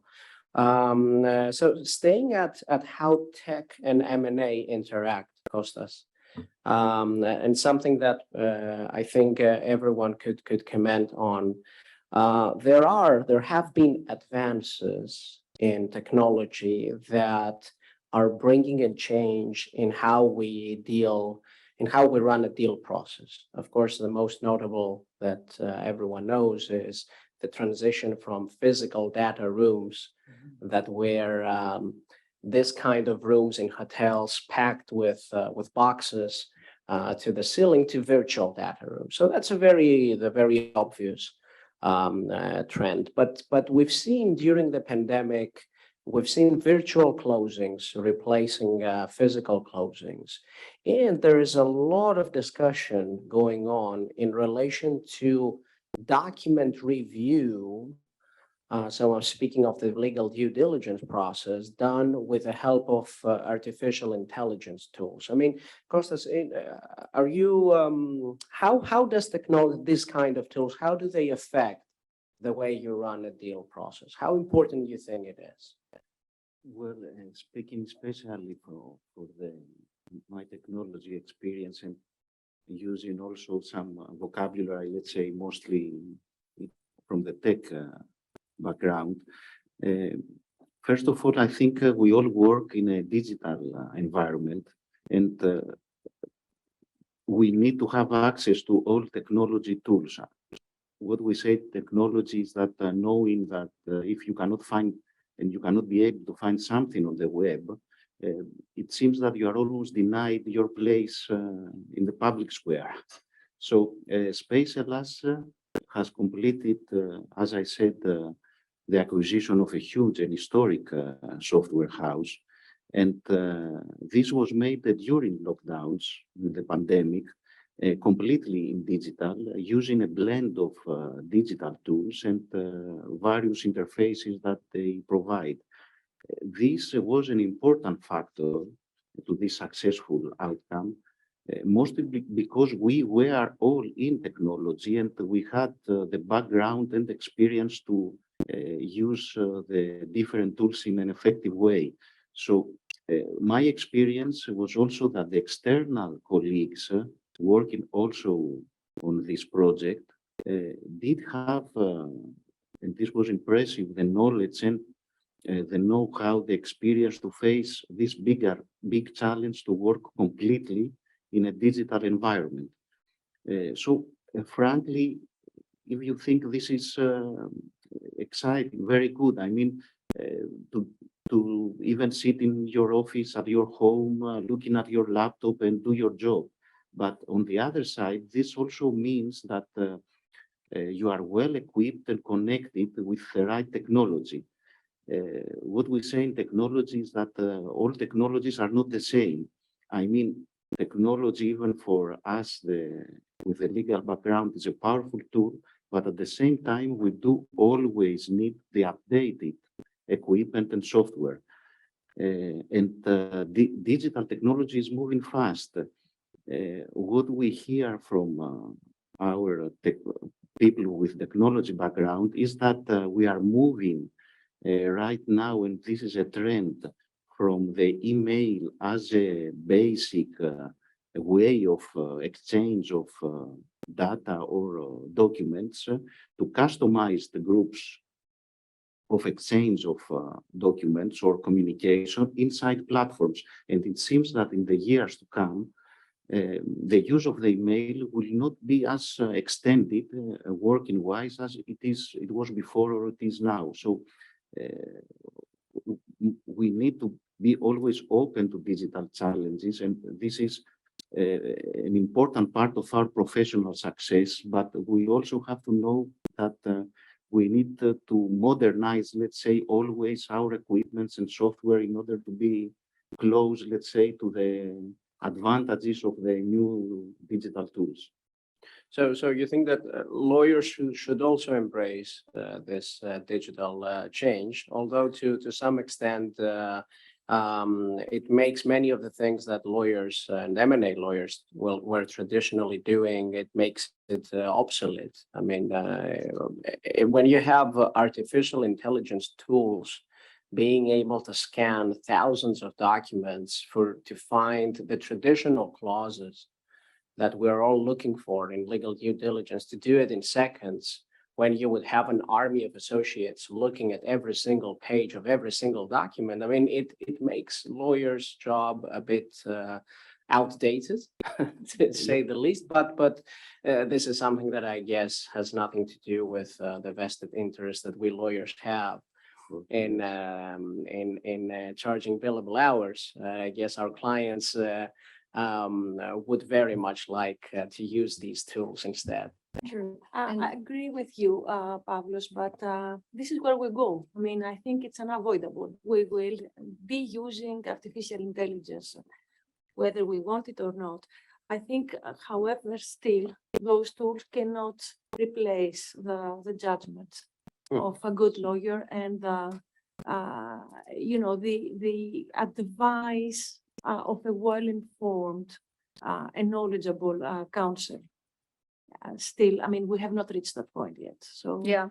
I think they're helping you, they're helping us to do something very quickly that we would, as you said, we would need hours and many people to do, but still the bottom line still needs us. I mean. Right.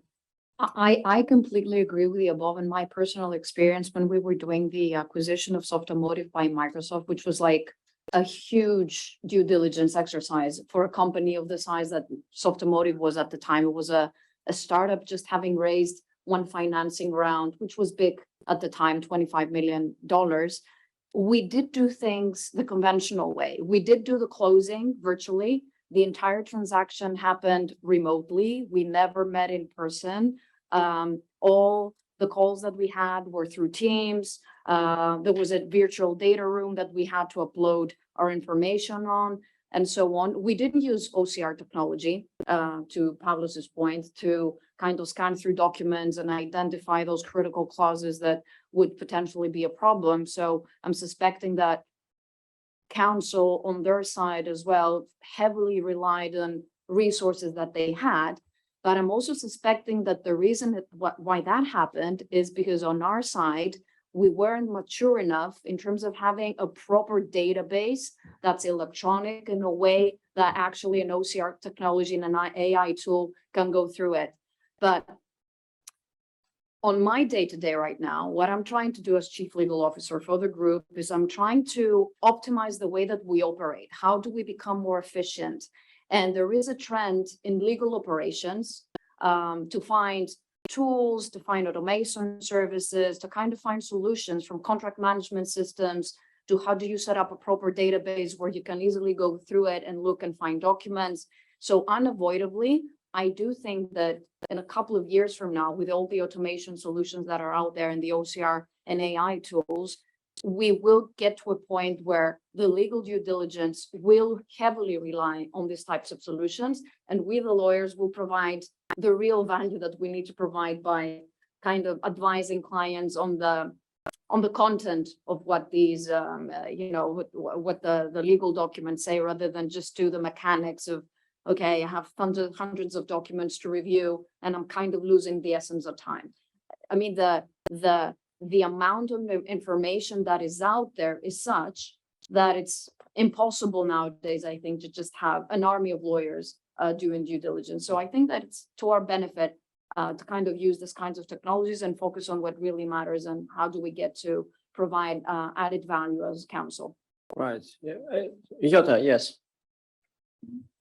Just to add to what Jota and Katerina were just saying and what you mentioned, I don't think what we all agree on is that lawyers' jobs are not becoming obsolete, is that it is changing, and it is a change in quality. So we do not do what I would say hard labor anymore, that anybody can do. Anybody can read a document and find certain words. So now the legal profession is moving into something that it's more valuable. And I guess that when we all became lawyers, this is what we had in mind. Nobody wanted to just go through pages. We all wanted to make a difference, add value. And I think this is a brilliant opportunity for us now. No, I fully agree, Jota. And I mean, you should see the face of graduate law students when they're being told that the very first thing they're going to do with a big law is due diligence. So sitting in front of a screen, hours and hours looking at documents, and this is definitely not what they signed for when they applied to law school. Now, let me turn to Orestes. So Orestes, you are one of the very few partners of a big international law firm that has done deals, Greek domestic deals purely, because most partners at international law firms that deal with Greek business, they do it on a cross-border basis. But you've done domestic deals, and what we've noticed is that even domestic deals between Greek parties, they tend to be documented entirely in English, drafted in English. I mean, why do you think this is the case? I mean, what purpose does it serve really to have a Greek deal or a Greek company with Greek parties and all the documentation done in English? Thank you. Thank you, Pablo. Appreciate the question. Actually, yeah, that's a good question, because indeed you see more and more Greek transactions where the transactional documents are in English. And there are a number of reasons for that. I guess the most fundamental reason is that these deals are in fact internationalized to a certain extent. Even if they are domestic, there is always a party that somehow is involved or might be involved down the line that would need to take a look at the transactional documents. And obviously, if those are in Greek, that would create a major problem there. So I think having that in mind, the parties walking with the mentality that we need to have documents drafted in English. At the same time, and I appreciate this was discussed also before, I think general counsel in Greece, as well as Greek law firms, do have acquired an expertise in negotiating documents in English. And that's something that was not the case until a few years ago. But I think more and more we see, especially general counsel, being acquainted with English law documents. I've been in various transactions where, although we are all Greek speakers at least, irrespectively of whether English or Greek law applies to the transaction, and Greek speakers cannot find the term for a specific provision in the SPA, for example, or in the financing documents, because they are very familiar with that. They're very familiar with the foreign term, with English law terms. So the terms of art are in English, and that has actually created an expertise. Let me say, in that vein, commenting on what was previously discussed, I think what Greek law firms are really lacking, at least some of the major, sort of big law firms in Greece, they do lack not necessarily the expertise, but the corporate culture that would actually be helpful to general counsel.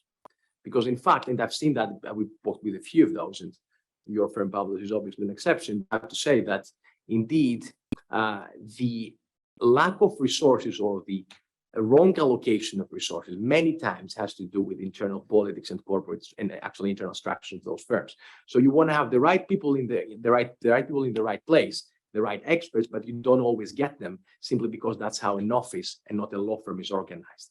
And that's problematic. And I think when we will see the transition of traditional Greek law offices to actual international or internationalized law firms, then we're going to find ourselves in a position where we can use Greek law firms even as international counseling deals that have an international element.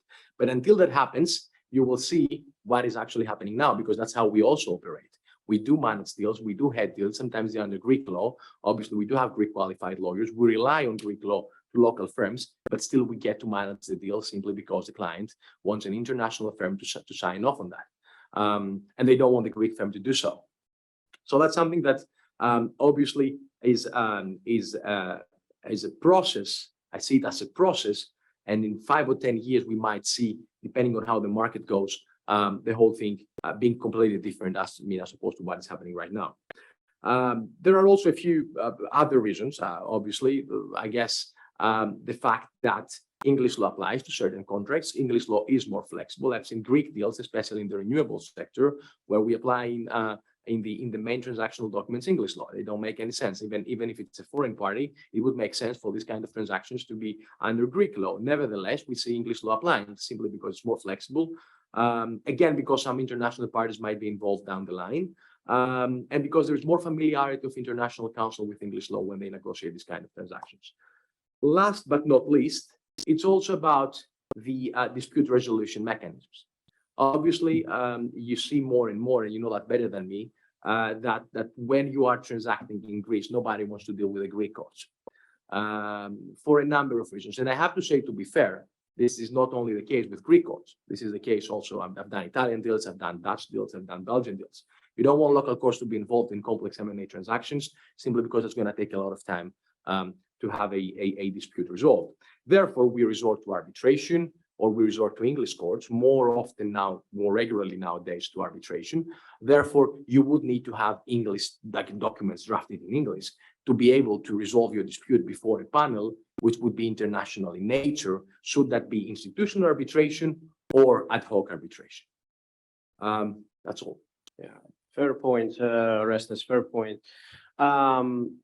Let me now turn to your, let's say, area of greater expertise, because you have a number of areas where you're an expert in, but your area of greater expertise is banking, and you do a lot of NPL transactions these days. And more and more, it seems to me that those NPL transactions, I mean, the traditional securitization model that we've all worked on, is like an M&A market in covered. I mean, you have a large fund buying out a loan at a discount by a bank that wants to offload its balance sheet, and then pushes to collect, and the debtor cannot service the debt. So they can, a solution is to convert the debt into equity.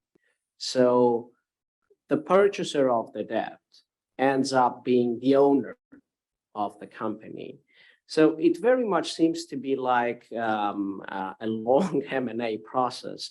I mean, would you agree with this approach? Is there something that you're also noticing as a trend in the NPL transactions you're working on? Yeah, I think that would be a fair statement, actually. But in order to understand why this is a fair statement, we need to see a little bit historically how the NPL market developed in Greece. The past, I would say, roughly 8 to 9 years. So you had a primary NPL market where we had the Greek financial crisis, and the banks had to offload their NPLs because simply they were not viable, right?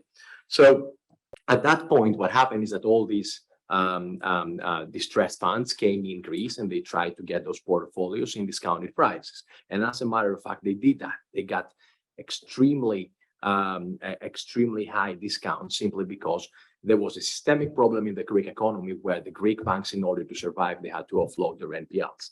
It was that moment when historically the international funds realized that they could get hold of, they could control important Greek companies by just acquiring their loans, because they looked into their portfolios and they realized that what was supposedly something that was not of big of a value, let me put it that way, included, however, some very important Greek companies' loans that were actually distressed. So their mindset changed at that moment. And although everything was going well and you had the HAP system that was supporting those securitization transactions, their mindset started changing and they were like, listen, we're going to go in, not necessarily to acquire the portfolio per se, but we're going to go in to get control of Greek companies by acquiring portfolios that include their loans. Simply speaking, there are two ways to control a company through its debt. The first one in Greece is to approach the borrowers, the owners of the company, the shareholders, and say, hey guys, I want to buy out your company. I'm going to assume your loan. Very easy.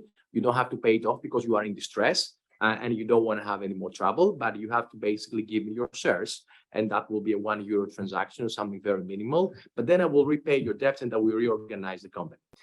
Traditionally, the Greek market has been very stubborn in that happening, that conversion of debt to equity. Why? Because many Greek companies have been owned by, like families or like individuals, and they were very hesitant in actually giving away what was their considered to be at least their property. They would be like, no, I'm not going to do that. Although the prospects for their company to survive were a lot higher compared to if they remained in control of the company. So that was not happening. There were very few occasions that this happened. And then the funds and the cash owners of this world, they turned to the banks. And I've been in actually this kind of transactions where we had particularly portfolios that had been shaped because of that. So imagine that the bankers entered a deal whereby they had, let's say, 500 loans, out of which 450 was nonsense. You would never collect, even if you had the best servicer in the world. And then you had 50 that not only you would collect, but you could actually call them off and control the company eventually, change the management, reorganize the way the company works, and then basically turn it around in 2 or 3 years with a profit. And that what is actually, as you're saying, a covered M&A market in Greece. And this will keep happening. Now we are in the phase where we have a secondary market, a secondary NPL market. So already service portfolios are being purchased by new funds. And that has an element of that, because some of the initial funds that had those portfolios, they were not interested or they did not have the resources to control those companies. And those companies remain within the control of their initial owners. So the secondary owners in the secondary market who are now purchasing, they will be doing that. So it's a very interesting development, which in practice will lead to the reorganization of the backbone of the Greek economy. Right. So essentially, it's a variation of distress M&A. Correct. What we're looking at, and although there's no direct analogy, I cannot help but thinking distress M&A Chapter 11 proceedings in the U.S., where you essentially force the debtor to apply for Chapter 11 protection. Right. And then acquire it while it's going through a reorganization, because there's certain benefits that go with it, like protection. Can I add a thing or two on that discussion, Pablo? Yeah, sure. Well, I'm not sure if I agree with the perception that what you have been discussing with Orestis is an M&A issue. In my view, and according to my experience, and this goes 40 years back, this should be perceived more as an insolvency / bankruptcy project, not an M&A. I can hardly think of any distress fund or other debtor who would very much like to get involved with the management of a company which has been led to insolvency or bankruptcy without being having to do it. They do not want to get involved with issues as, for instance, the ones that we have been discussing before, labor matters. National Bank of Greece became practically owner of Larko. They did not want to. I can name tens of other precedents, including international creditors, debtors, or whatever. they rarely get the approval from their credit committees to be majority shareholders of companies in Greece. And I'm referring to Greece because this is my experience. I do not have international experience on that, which have been led to a situation of insolvency, much more bankruptcy. When they are forced to perform as such, they immediately start looking for a buyer, a new buyer of the company.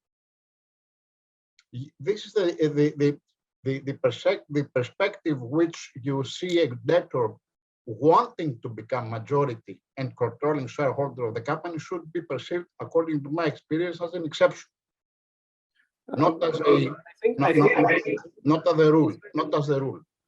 There are industries, however, where it tends to be the rule. And what I have in mind is the hotel and tourism industry, because you have a number of funds that are looking to invest in the hospitality industry. And instead of going out to meet the owners of the hotel, they go out to meet the banks to whom the hotel owner owes money. And what we've seen is that quite often, upon purchase of the loan, they're not only converting debt to equity, but they are conditioning the whole conversion on the hotel entering into a management agreement with a reputable hotel manager. So I think you're right in that in a number of industries, this is like the last resort for a creditor, for a loan purchase. In hotel and tourism industry, I think we're seeing it more and more. And it's interesting. It's an interesting trend. But you did not see it some years ago. And no, I do not have that we have sufficient data to exactly. The problem here is that, for instance, in the graphs I discussed in the beginning, I mean, in the US, they have specific graphs for distress M&A, and it's all the M&A that happens inside Chapter 11. We don't have something similar in Greece, so we all speak of experience or what we've heard, and that's definitely an issue for in order to draw solid conclusions. I'd say. If we had the time, I could tell you about my second actually distress, quote unquote, M&A, which was the Hellenic Shipyard 28 years ago. We do not have the time about it, but you're right in making this assessment. It's definitely it is a new trend. Yes, I think you're both right. I think you're both right, because it's a cyclical thing. In the late 90s, we would have distressed cases that were privatized, and they were through ethnic kefaleo usually. But don't you agree it's the Greek bankruptcy code that is not flexible enough? So that you would have a distressed M&A. Well, I think too many procedures to go Natalie, through. do you remember OAE of Gerasimos Arsenis in the 80s? Of course. How could I ever? I think the bankruptcy, the reorganization process, like too slow. That's a problem. I think it's modern. It has been modernized to a great extent, but I think it's just too slow. So, Orestes, the final comment in that way, what you just mentioned. I do believe that technically, from an academic perspective, this is a corporate law matter, not a restructuring law matter, because we are speaking pre-resolution here. All these scenarios are pre-resolution, so we can't say it will be bankruptcy or resolution from any perspective, technically or academically. That's one thing. Second thing, in what you were discussing, Pavlos, we recently saw a transaction where Intrum actually got the control of 75 hotels by a major Greek bank through that very specific process.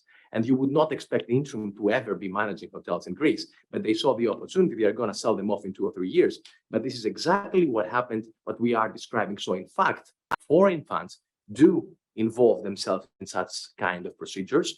And this is indeed a trend. We cannot ignore that. I would certainly agree that bankers are not interested in managing corporates.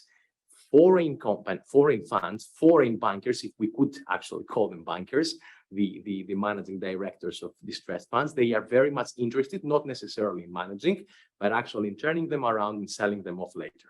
That's their business. That's what they do.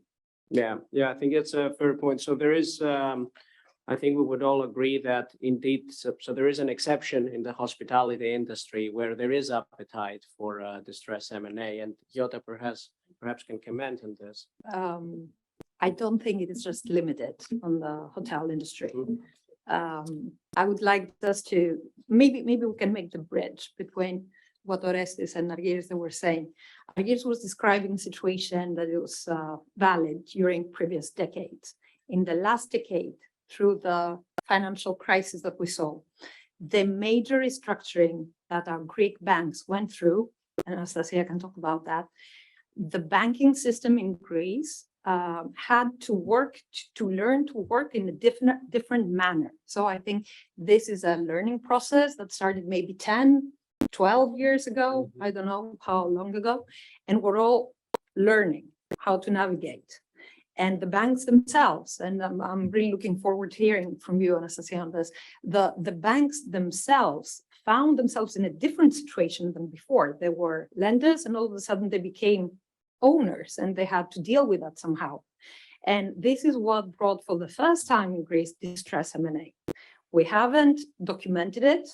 We do not know how to really deal with it. It's companies that will go, word of mouth, and we're practicing and we're learning from foreign experience. And this may also be a reason why we're drafting things in English, because the background and the experience is there, not in Greek. Some of the terms and the situations, we don't even know how to call them in Greek. I often find myself in situations like, how do we call this now? Okay. Yeah, there's So- no clear taxonomy. You're right, and that's why I brought the matter that it very much looks like distress M&A in the U.S., but they're studying it. They're studying it like this. So there's research, there's statistics, there are lawyers that do Chapter 11, and if a company is inside Chapter 11, they won't go to the M&A expert. They'll go to the bankruptcy lawyer. But here we don't know how to call it, and you're absolutely. Pablo, let me ask everybody Yeah. a question.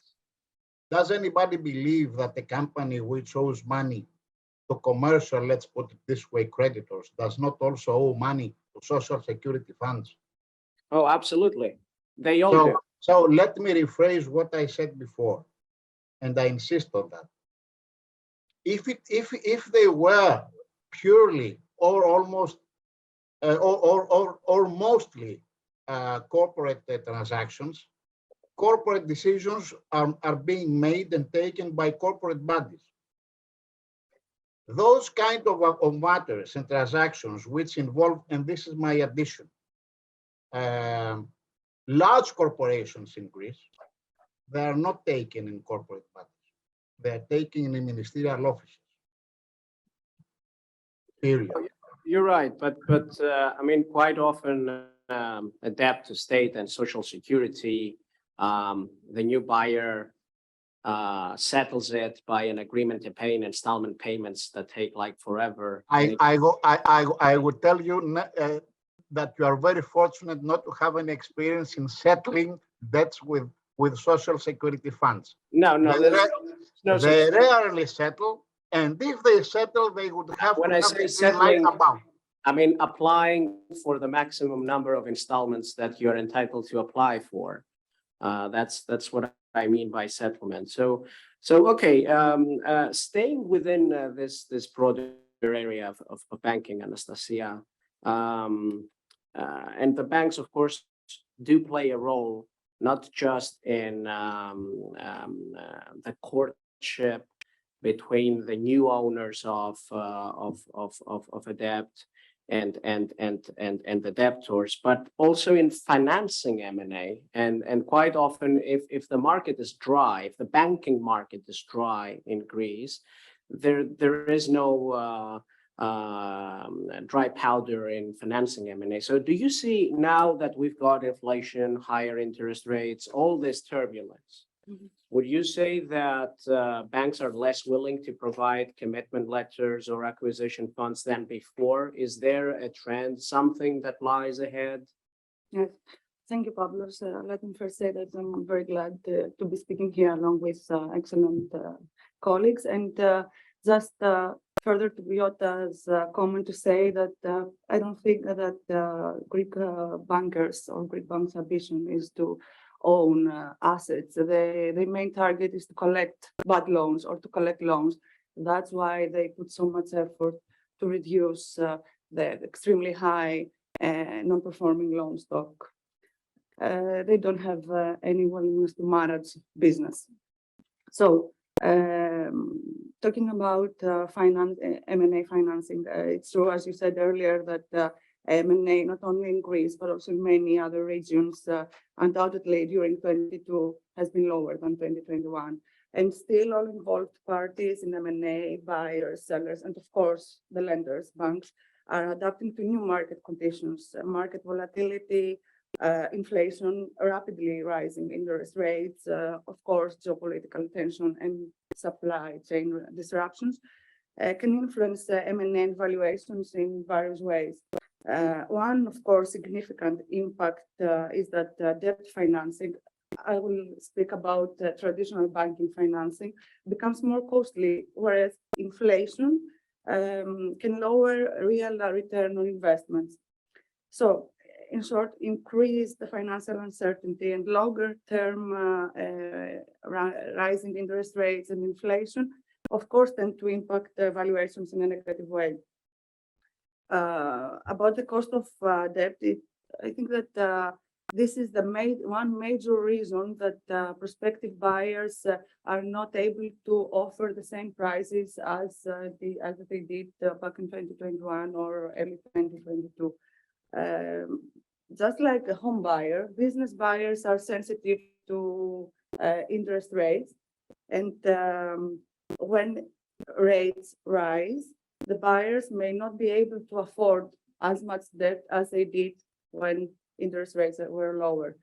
So, although that someone could argue that banks may take a wait-and-see attitude due to under these circumstances, I would say that Greek banks, despite the economic backdrop, are continue to move forward with large strategic deals, even in such a difficult, tougher regulatory environment. I mean that all Greek banks have announced lending expansion business plans and support of productive economy. Of course, we cannot underestimate the fact that bank loans also come with, and commitment letters also come with limitations due to the economic uncertainty. Sellers and buyers, I think that they should expect to see more heavily negotiated terms of financing. And as regards banking financing, I think that a key consideration in M&A is to ensure that the capital provided is sensitive to the company's operating cash flows. I mean that a bank might be more willing to approve financing when the target company has steady stream revenues or a steady or growing EBITDA, which is, as cash metrics, helps to the sellers, the buyers to pay back the loans, the bank loans, and of course, sustained profit and valuable assets. We will expect the banks to insist on a representation warranty clauses, even though that we know that many times it is very difficult for such clauses to be defined, as we mentioned earlier, or they do not have a practical effect. And we expect also to see that they will demand for securities and the collaterals, and such collaterals need to be in place, effective and enforceable before funding the loans. Maybe we will also see that they will demand for assignment of R&W insurance indemnities, which is something new. Well, I think that will be the trend in banking financing, the traditional banking one. I mean, because if we talk about syndication facilities, there we might see, of course, that the lenders will ask for market flex clauses in order to be able to modify unilaterally terms of financing if the syndication turns out to be more difficult than expected, or to increase margins, or to increase fees, or to be able to sell the loans below par. In my opinion, what we should be careful about is that the banks, buyers, and sellers should work closely with attorneys to understand the potential implications and impacts of inflation and rising interest rates on their M&A deals.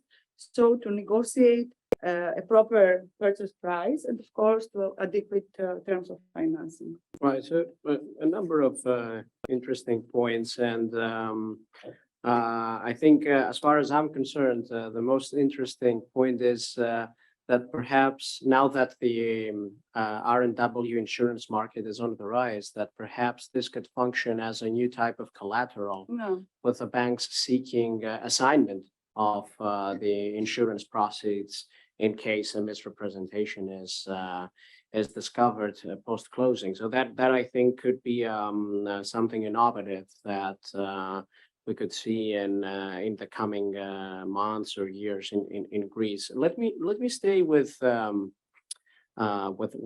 Greek banking scene for a moment. So we're reading the news and we see that there are often rumors about block holders exiting their investment with Greek banks or new block holders wishing to come in. We did witness, of course, in the past decade during the years of the crisis, a consolidation, huge consolidation within the Greek banking industry. And now the waters seem to be calm, but these movement in block holders equity, do you think it's likely to result in a new wave of consolidation in the Greek banking system, or perhaps even spin-offs? Well, let me first say that I cannot say that I put too much trust in these rumors. I think that the truth is that the news on Greek banks is increasingly positive. In 2021, Greek banks raised, if I'm not mistaken, 3.5 billion through issuance of bonds. This practice is set to continue as banks need to meet the minimum requirements on known funds and eligible liabilities, MREL, I would say, at least until the end of 2025. So we've seen also an increased appetite for investments in the Greek banking system, which has allowed banks to raise capital through equity and, of course, to strengthen further their capital base. And finally, and perhaps most importantly, as I already mentioned, the Greek banks, the efforts to reduce the extremely high stock of NPLs have started to produce results. This is something very important for the Greek banking system. And of course, notwithstanding such progress, Greek banking system continues to face challenges, especially now entering a volatile period in the world economy. Sure, Greek banks should build on progress made during the crisis, to complete the modernization of their corporate governance, to rationalize their operations, and of course, accelerate their digitalization. Therefore, regarding the question if there is a new wave of consolidation to come, my opinion is that most probably the major change in banking sector now coming not from a potential further banking concentration, but from digital disruption in the banking sector. And this digital disruption, I think that comes from new competitors such as fintech and big techs. We will likely see in 2023, even in Greek market, acceleration in levels of partnerships, investments, and M&A in financial sector. As I already said, fintechs are increasingly attractive to incumbent financial services institutions. And also with the challenges faced by the fintech sector, the ongoing potential uncertainty of economy and market, we anticipate a step up in such M&A trade. Business models between banks and fintechs are overlapped, and they need to benefit from scales of economics which are so evident in financial services. I think if we are going to see a new wave of consolidation, it would be in the form of partnerships or JV between banks and fintechs. Right. Yeah, I think we were also noticing this already in Europe. and beyond, Mhm. of course. So I think it's valid that it's very likely that we see this trend in Greece. Unless there is any other comment, statement, I think. Maybe I can just say Yes. something from the real estate perspective and the hospitality perspective, because we've been engaging with the major Greek banks to explore financing options, and we've been negotiating term sheets and all of that. And what struck me honestly is that I think that the trend has changed in terms of how banks typically approach financing these days. They don't really look at the asset as the asset. They're really looking into how much revenue the asset is going to make. So how do you make it commerciable in a way that the bank then, secures the financing from pledging accounts, pledging receivables, pledging insurances, as Pavlos, you very rightly said. And so I think that from the bank's perspective right now, they're financing revenue rather than the asset itself, which is not as dynamic as revenue and commercial kind of exploitation, and really looking into ways of securing financing through non-typical kinds of securities like mortgages or pledges over shares and so on. They're looking into more innovative ways of securing the financing with receivables, with accounts, with as you said, insurances and so on. And so that for me was something that really struck me from discussing with all the major banks in Greece right now. And hedging is always is also something new that they are requiring a lot. And as- offering, Yeah, they're heavily negotiating on that. Suddenly it's a product. for them. exactly. It's a protocol and it's part of the checklist and it's part of the term sheet as well. And it's something that just came out of. I think, to add to what you said, I think it's because that's a spillover of project financing. Now, the Greek banking market had project financed only infrastructure. Now, we are currently negotiating a deal for project financing on mining, which would be the first, it's purely commercial, exposed to international competition. They look at the revenue.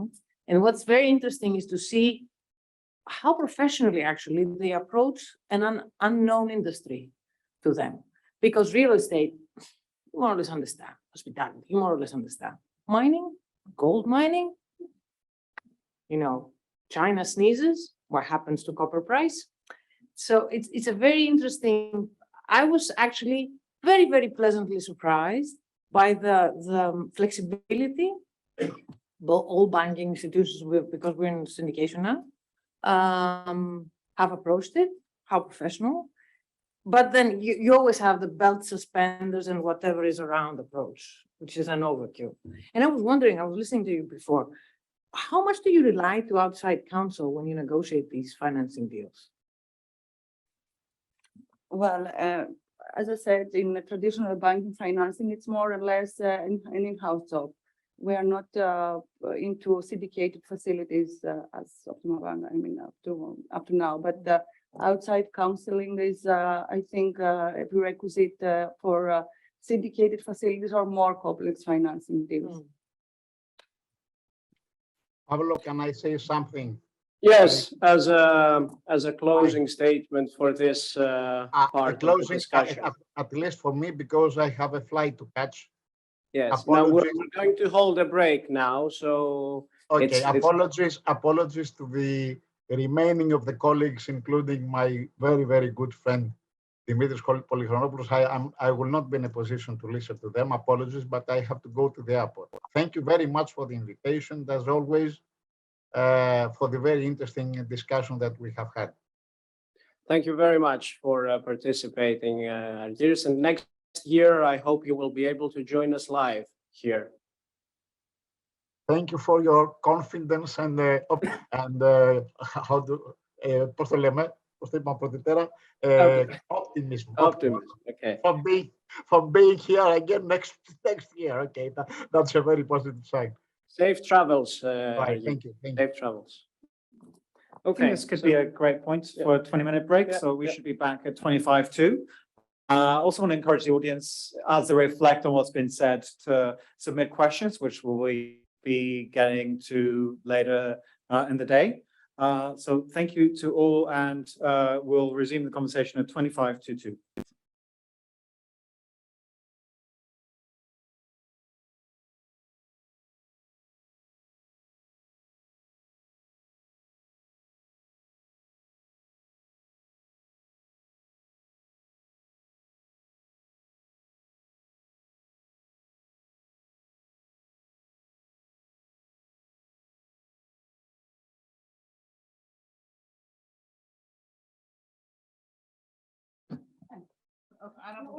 Okay.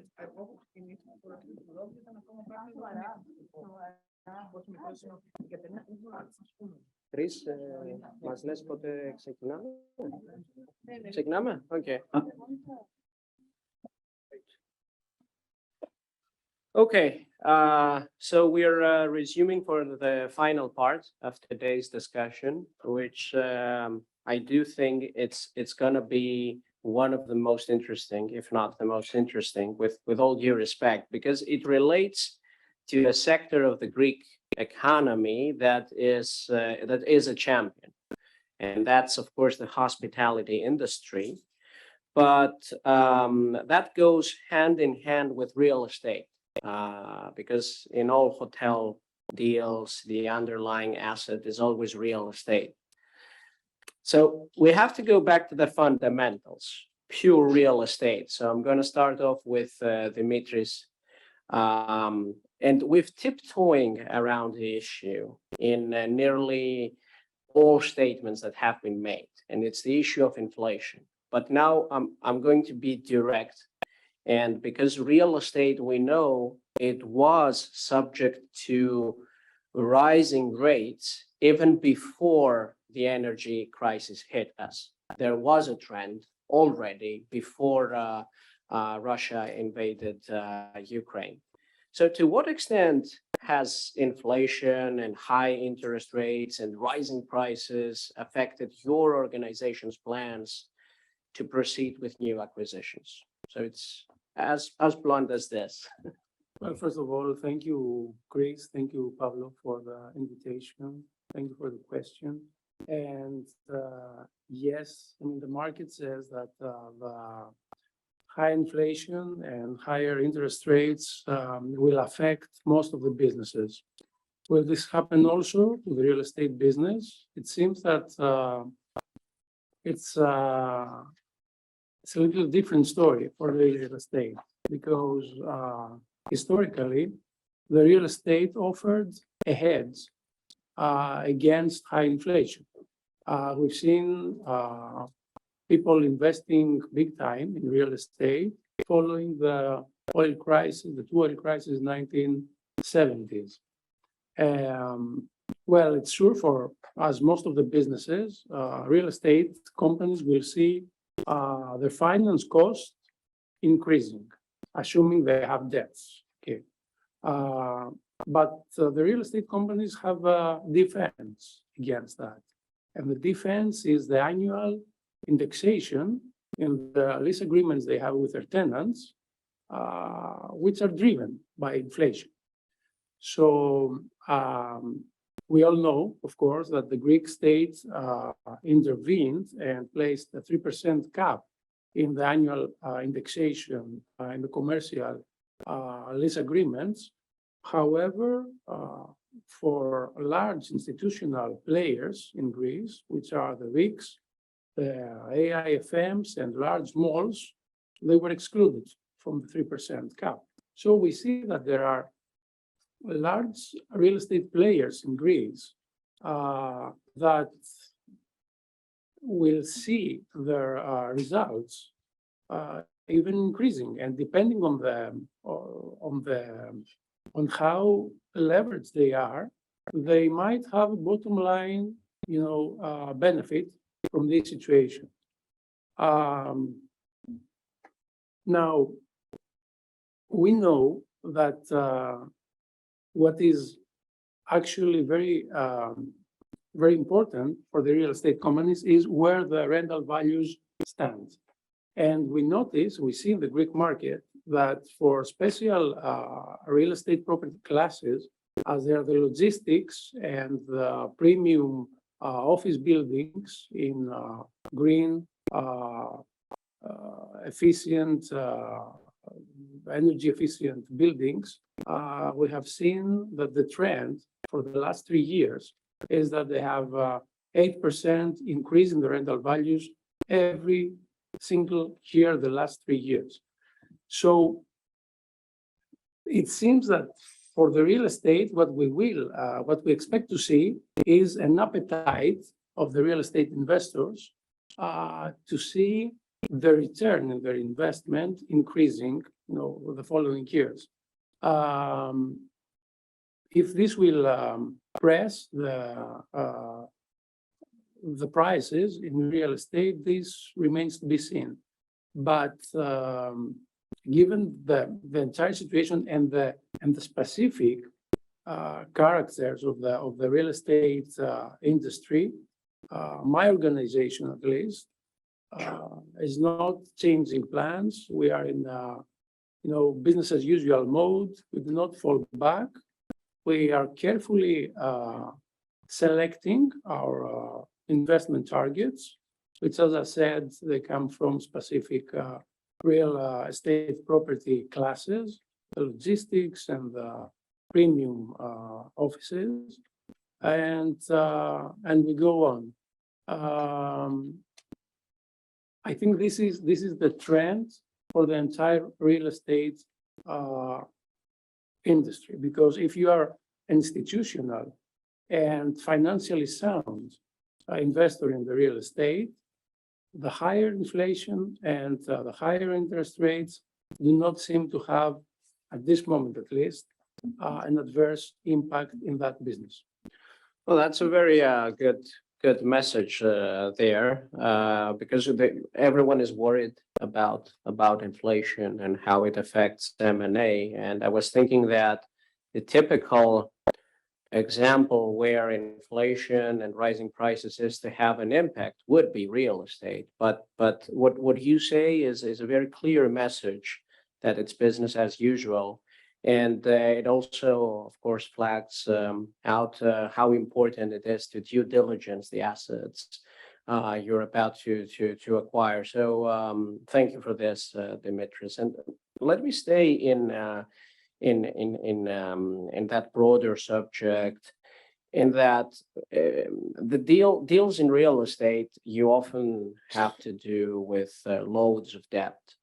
There are mortgages there, and essentially, at least in M&A deals where real estate is at stake, we've noticed us practitioners that it's the bankers that run the show. It's whether you're going to get their consent to close the deal. And something that's funny is that we outside counsel don't have a picture of what's going on behind the scenes. We're engaged to advise in relation to a deal, and then there is a long pause, and we're following up with in-house counsel. And in-house counsel says, we're discussing it with the banks, and we don't know exactly what's going on behind the scenes. So I want to ask, what's really going on? I mean, how different, lengthier, more complex the process of running a deal becomes when, instead of negotiating with your counterparty, that is the seller, you end up negotiating with their bankers?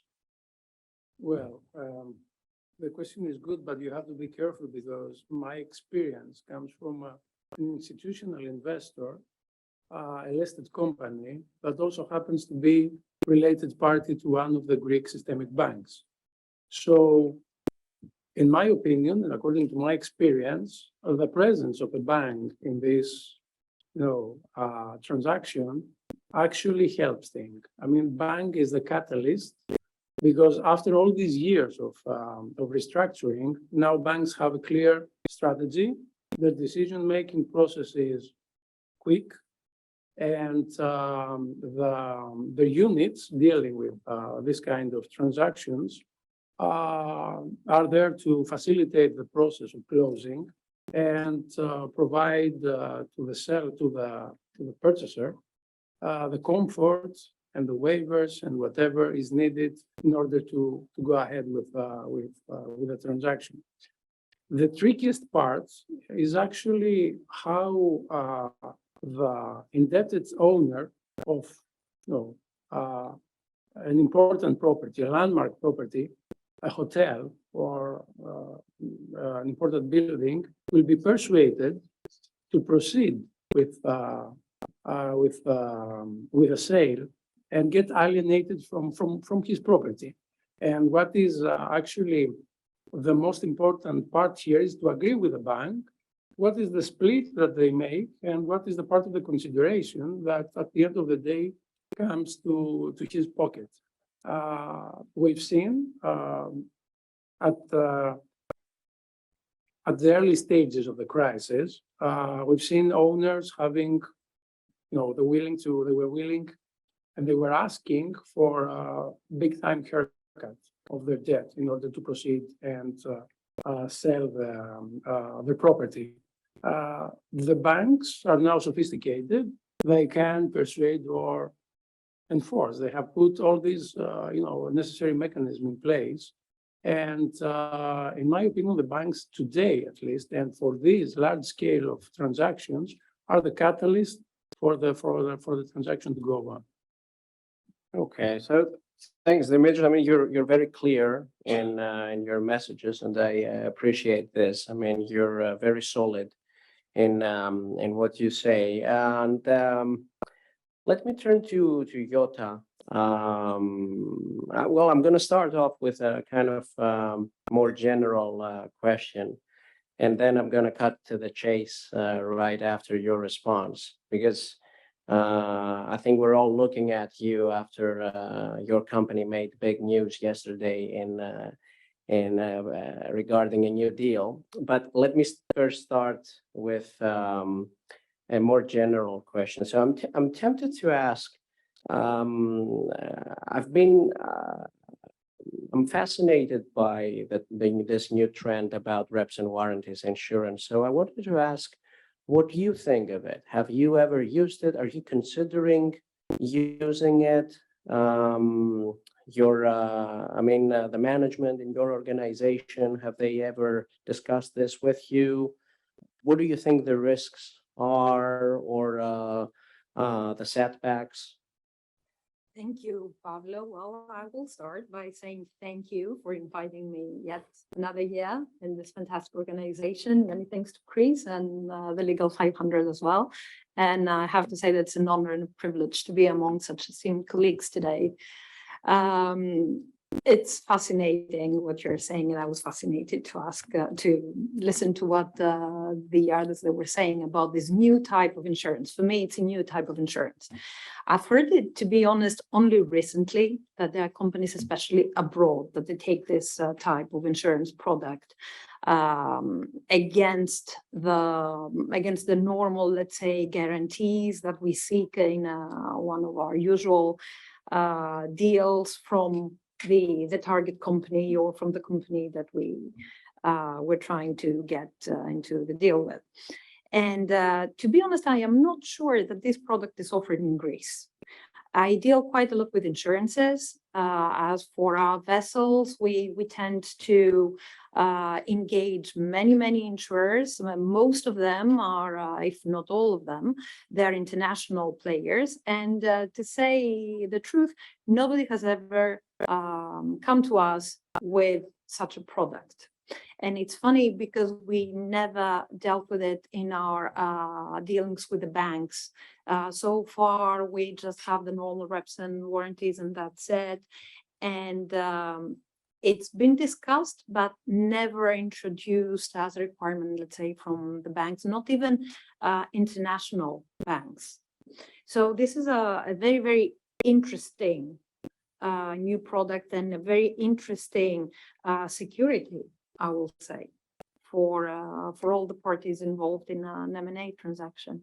Do you think it would encourage companies like yours to go ahead with more deals than before? The fact that there's insurance about things, yet you might not find out in due diligence? It might. Okay, It might, because what I've seen through my recent experience is that management is becoming increasingly concerned about the possibility that some of the reps and the warranties will not be honored in the process of things.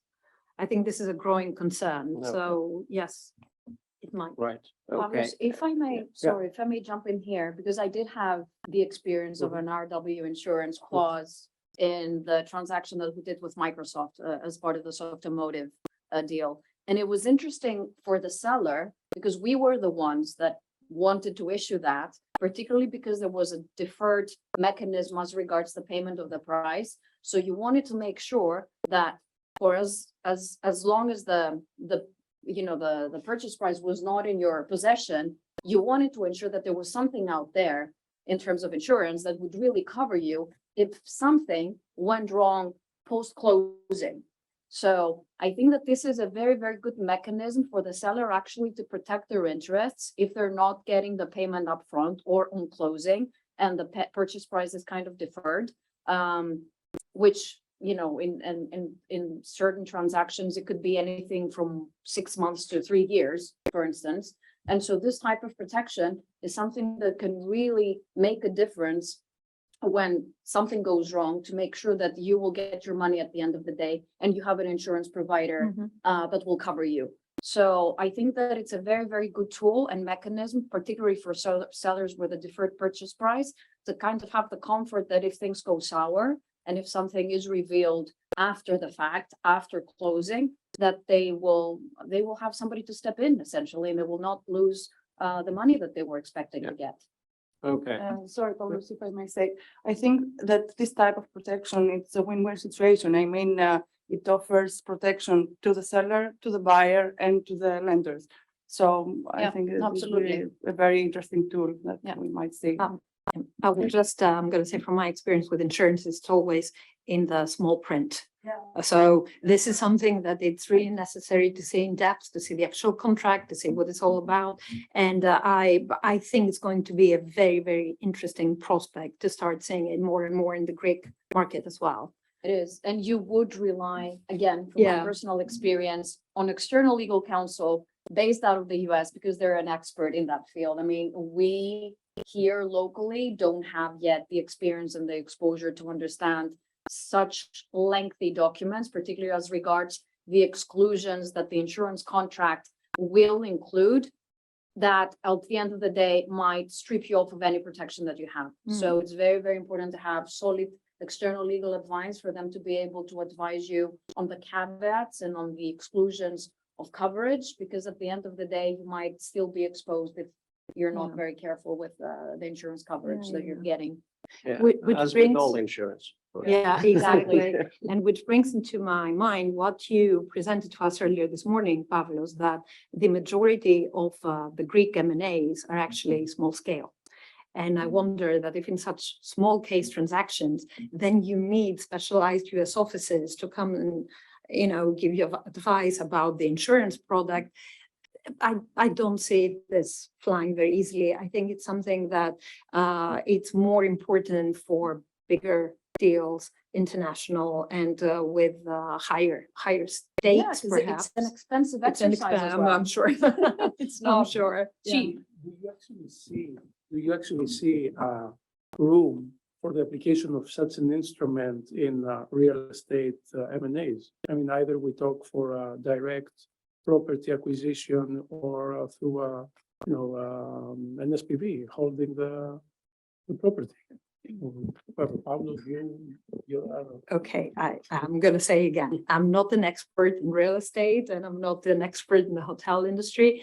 But again, from my limited experience, what I saw is that it will be dependent on the cost value ratio that you expect to get out of it. So if you have a very small deal and you end up paying like, I don't know, half of the amount of it to advisors, insurers, specialists, lawyers, Yeah. I don't think it's going to become very, very attractive.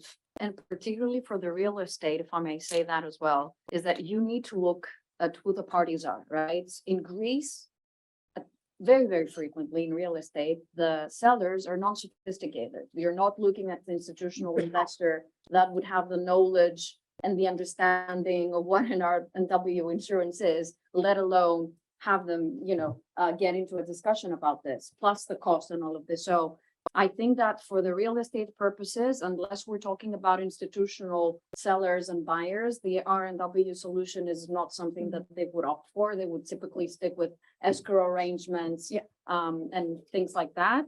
But maybe as the market matures and we have more foreign investors coming into the country, this is going to be sort of imposed as a requirement potentially. And it could kind of change things around. I think that it has to do with real estate. When you're an R&W insurance could be cheaper if it was related to something very concrete that would have a very specific repercussion on the value. For instance, industrial assets, when you're supposed to depollute the soil, otherwise they have no value. So there's been quite so many years, one of the privatizations of industrial assets, where the question of soil contamination was instrumental. Now, in that case, coming to the investor side, it was the Greek state. The Greek state has a deep pocket. They wouldn't go for R&W. So I think there could be room, but with something that would be so concrete and tangible and have a real pricing. Then again, think about Twitter. Yeah, well, I think, some of our clients have recently considered this. So we entered into talks on their behalf with insurance brokers. None of them, of course, brokers insurance by a policy that comes from a Greek insurance company. So they all represent foreign houses. It's expensive. I mean, it's between 3 and 6% of the purchase price. It's very expensive. And it's not clear which risks are more insurable than others. I mean, with real estate, many of the issues you would run in a real estate deal it's more black and white, what your risks are, and what reps and warranties, to be more precise, that the seller can issue to you. In other industries, like the high-tech industry, where you are essentially looking to get your hands on intellectual property, and for instance, software, which is not patented, but it's still intellectual property. So there, it is of great importance what reps and warranties the seller gives you. That is definitely an exposure that you could say, okay, I'll have to pay to get some insurance. It's something that I cannot live with, even if I do a very, very good due diligence. So I'd say that for real estate, although those brokers, for some reason, they advertise themselves as brokers for both M&A and real estate deals in Greece, but I'm not sure what kind of risks you could insure with real estate that you cannot already see or that are not insurable otherwise. Because if there is a damage on the property, there is different insurance for this. You don't need insurance against the reps and warranties that the seller gives you. You insure yourself through traditional insurance. But I think in high-tech deals, it's more likely to flourish as long as the premia come to reasonable terms, because 6% of the purchase price, I think it's like too much. It's too much. It's too high. And Pablo, what you said, yes, on the tech deals, it does make a lot of sense, particularly with the IP stuff, because there might be third-party claims out there that you have no idea about them existing even.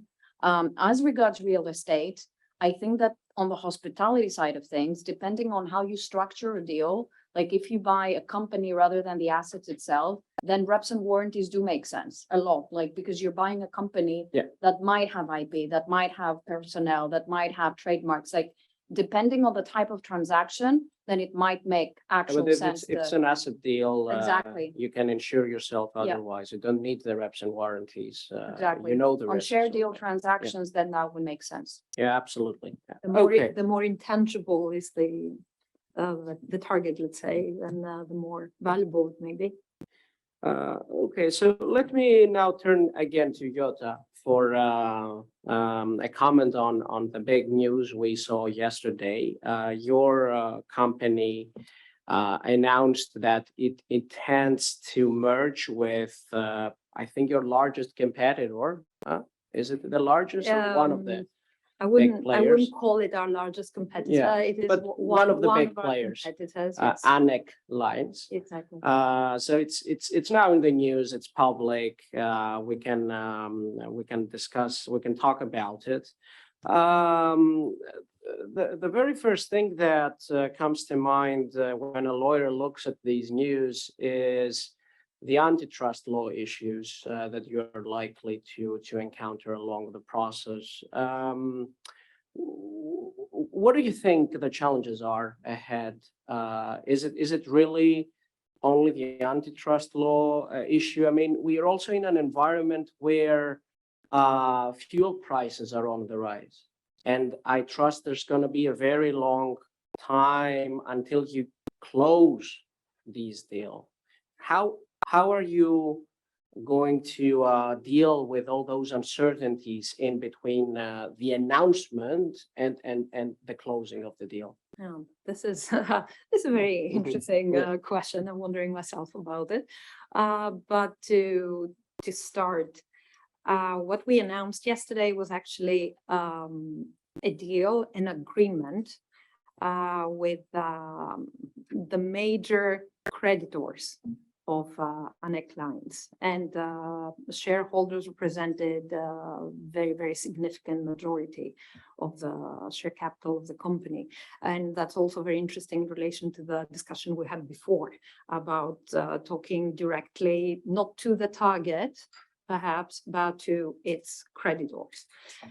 So that's an interesting prospect. And indeed, now it's going to be a long process because we need to follow all the regular process when it is that it's accustomed to an M&A transaction. It needs to go to the corporate bodies of the two companies. The proposal needs to be approved. The many pieces that have to fall into place. It's a statutory merger. It is exactly. It's a And long it's going. The plan is a merger through absorption. So there will be this new entity in the end of the day, and provided that we get all the corporate and authority approvals, because as you said, we need to go to the antitrust authorities. We need to go through the process with the Hellenic Competition Commission.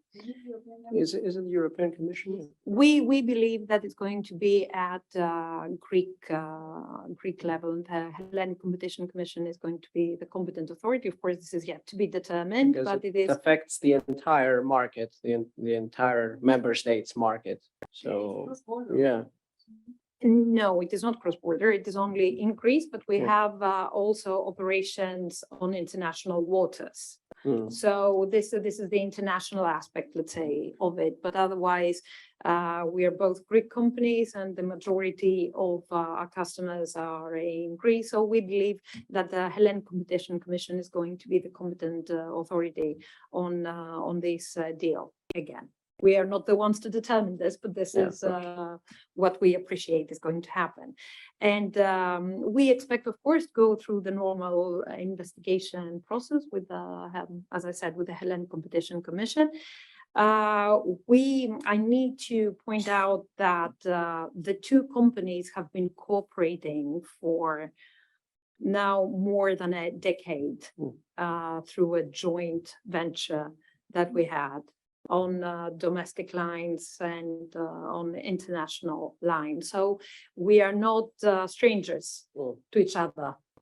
And I think that given the circumstances, given the debt structure of the target company, given the problematic fuel history, especially of the last 2 years, I'm going to say, I think it makes a lot of sense to go through with this deal. And it's going to be beneficial, not only for the two companies, but we strongly believe that it's going to be beneficial for the Greek economy and for the Greek tourism as a whole. Yes, yes. And I have to say that now Attica Group, which I represent, it's at the moment the largest company in the sector in Greece. We are the third largest in the Mediterranean, and we're among the top 10 in Europe. And that means that if the merger goes through, yes, then we create a national champion that can look eye to eye with some of the major operators in Europe. So it's going to be important for the country. I think. Question, since you were collaborating, was handling CSI here during the merger investigations, you know, CSI that you have to black box it?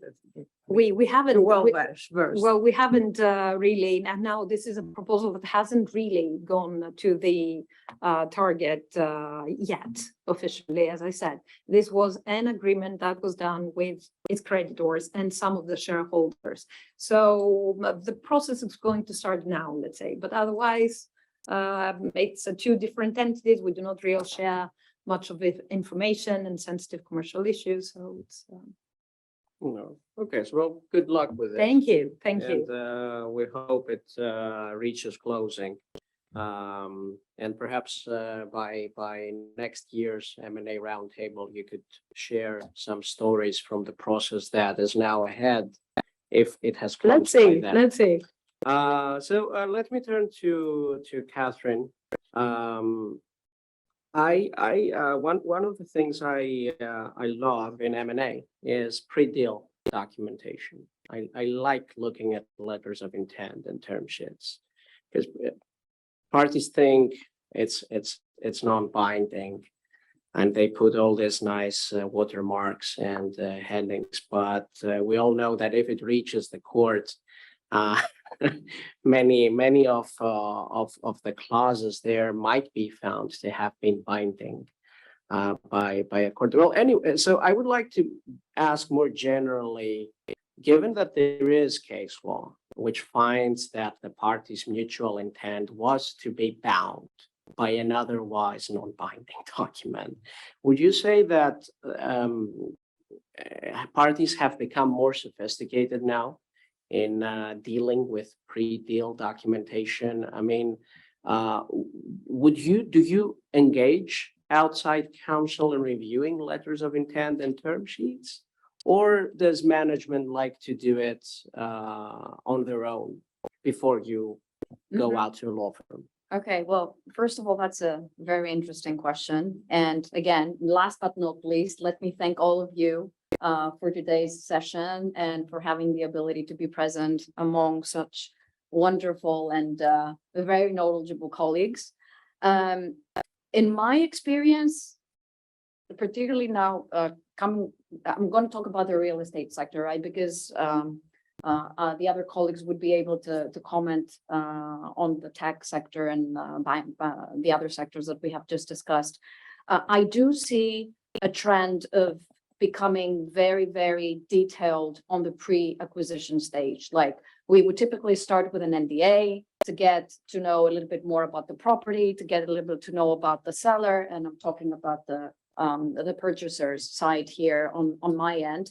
And then going down to the letter of intent and term sheets, yes, you would see a lot of clauses being there that you wouldn't typically expect people to kind of come up against. And this is, I think, driven by the fact that buyers nowadays in Greece are sophisticated and institutional investors, that they're accustomed to dealing with these types of documents. If you asked somebody 10 years back, they wouldn't know what a letter of intent is. I think that in dealing now with sellers, even in islands in Greece, they do expect to see a document like this, like an NDA and a letter of intent and the basic terms of the transaction, because at the end of the day, they want to have the protection and the assurance that you are meant to do business, that you're not going to walk away. They do want to feel the comfort that this is a true deal. that they're not spending their time on you, particularly if they're very time sensitive in closing a transaction. It's critical for them to have something in writing, even at the level of a letter of intent that Pablo's very rightly pointed out that it could be the case that before a court of law, they would consider that to be a binding document, particularly at the level of negotiation and the detail that it contains. And I think that by default, institutional buyers at this point are very much accustomed into using and imposing this type of documentation to their counterparties. And obviously, a letter of intent nowadays, as Pavlos very rightly mentioned earlier on in his presentation, do contain long exclusivity clauses because the sellers do want to have a very long period of time where they will do an exhaustive technical legal due diligence. They do want to have the ability to negotiate with a bank, their banking terms and their bank financing. And banks typically take some time to go through their approval committees in order to extend the financing. They need to see what the asset is, what types of potential it has, what is the business plan related to that particular transaction, and so on. So it is something that it is customary for letters of intent to contain, including what Pavlos again said with regards to the financing out. It is a clause nowadays on the letters of intent that the acquisition is subject to the buyer, to the extent that they don't have equity, obviously, to finance the deal, that it's subject to bank financing. So all of that coupled together, you can understand that it's not going to be just a one-page document. It's a document that now contains a lot of information and a lot of kind of SPA or asset acquisition terms that you wouldn't typically see in the past, unless you were doing a prosymfono, a notarial pre-acquisition deed. You're now at a stage where you're doing the soft law agreements, let's say, that do contain a lot of commercial and legally binding clauses as well. And on that, I wanted to say just that to what Pavlos asked in relation to whether we do resort to external legal counsel at this point, I think that unless it's something very complicated, or the transaction is very complicated, like it involves bank financing with peculiar terms, or it has to do with the company that you're buying, so you're doing a share deal and not an asset deal, that you might need very specific guidance on in accordance with your underwriting plan, you wouldn't typically go to outside counsel for that. You would deal with that in-house, and in fact, this is what we do. It's very rare that we would go to external legal counsel to do something like this. I mean, NDAs are very easy to deal with across the board. Letters of intent typically nowadays have very specific terms that you would be looking to include. We do have templates that we use. But yeah, if the case is such that we need expert legal advice on something, we would go to external legal counsel. Okay. Yeah. Yeah. No, yes, please. If I may build on what Katerina was saying, that was our experience as well when it comes to real estate. We actually, both transactions that we did them in-house completely without external help. And actually what we did, we acquired hotels by acquiring the companies that own the hotels. So it was like a share deal. But we felt that it was something that we could do in-house, and indeed we did it. And unless the conditions are, as you said, Katerina, then I think that it's kind of difficult to try to bring in external counsel. You would resort to external legal counsel, and let me just say that for the benefit of Anastasia as well, because it's interesting. The banks, if you're dealing with a bank and they're doing your financing for the project, they would require you to give them a legal due diligence report that is signed off by a big law firm, an external law firm. So in that case, even if you had the resources to do it in-house, they would still want you to kind of get a legal opinion that they can rely on for them to be able to extend the financing. It's kind of a prerequisite in their checklist when signing off to the term sheets. Yes, that's right. Do you rely in external? An lawyers? independent You legal You opinion, Yes. that's what we ask. Yeah. That's true. Okay. May I ask Katerina's experience? So you said that even in islands, I mean, for individuals, they are asking for LOIs or something like that in the pre-contractual stage, especially for the real estate transaction. Which party do you think that is more bound by such a binding agreement? I think it's really the buyer. I think that the courts would be looking to see how much committed you are into making this transaction happen. And the fact that you are the one that's laying out the terms, you are the one that's providing the documentation, really gives the notion of who has the bargaining power, let's say, in terms of how do you want this deal to be structured? What kinds of due diligence are you going to run? What kinds of documents do you want your counterparty to provide? So in terms of gravitas, in terms of who between the two has the most leverage in making the deal happen, I think that it's mostly the buyer that is driving the discussion. I mean, the seller wants to sell. They have the asset, they want to sell it. It's really how do you get to that point of getting the sale done, and what sort of requirements does the buyer impose on the seller that will ultimately make the transaction a reality or not? I see, but at the same time, I think that we put some, the clauses that we put, and you said this is subject to bank financing. Correct, yeah. Which we have escape clauses. I mean, technically the deal I did, it's not in my satisfaction. I mean, for the buyer, I think it's easier to walk away from such an LOI. Yeah, but you have to be, again, it comes down to the detail of how do you structure the letter of intent? How do you structure the contractual documents? You have to be very, very specific in your findings so as to give a court or the seller a material clause to rely on to say that, no, the finding that you had is beyond repair. It's actually a defect in the property or in the asset that can justify you walking away from the deal. Yes. Orestes? Just one observation there, and that's very interesting. I can only agree with what you said, Katerina. A couple of observations with regard to how we deal with that from a private practice perspective, what we've seen so far.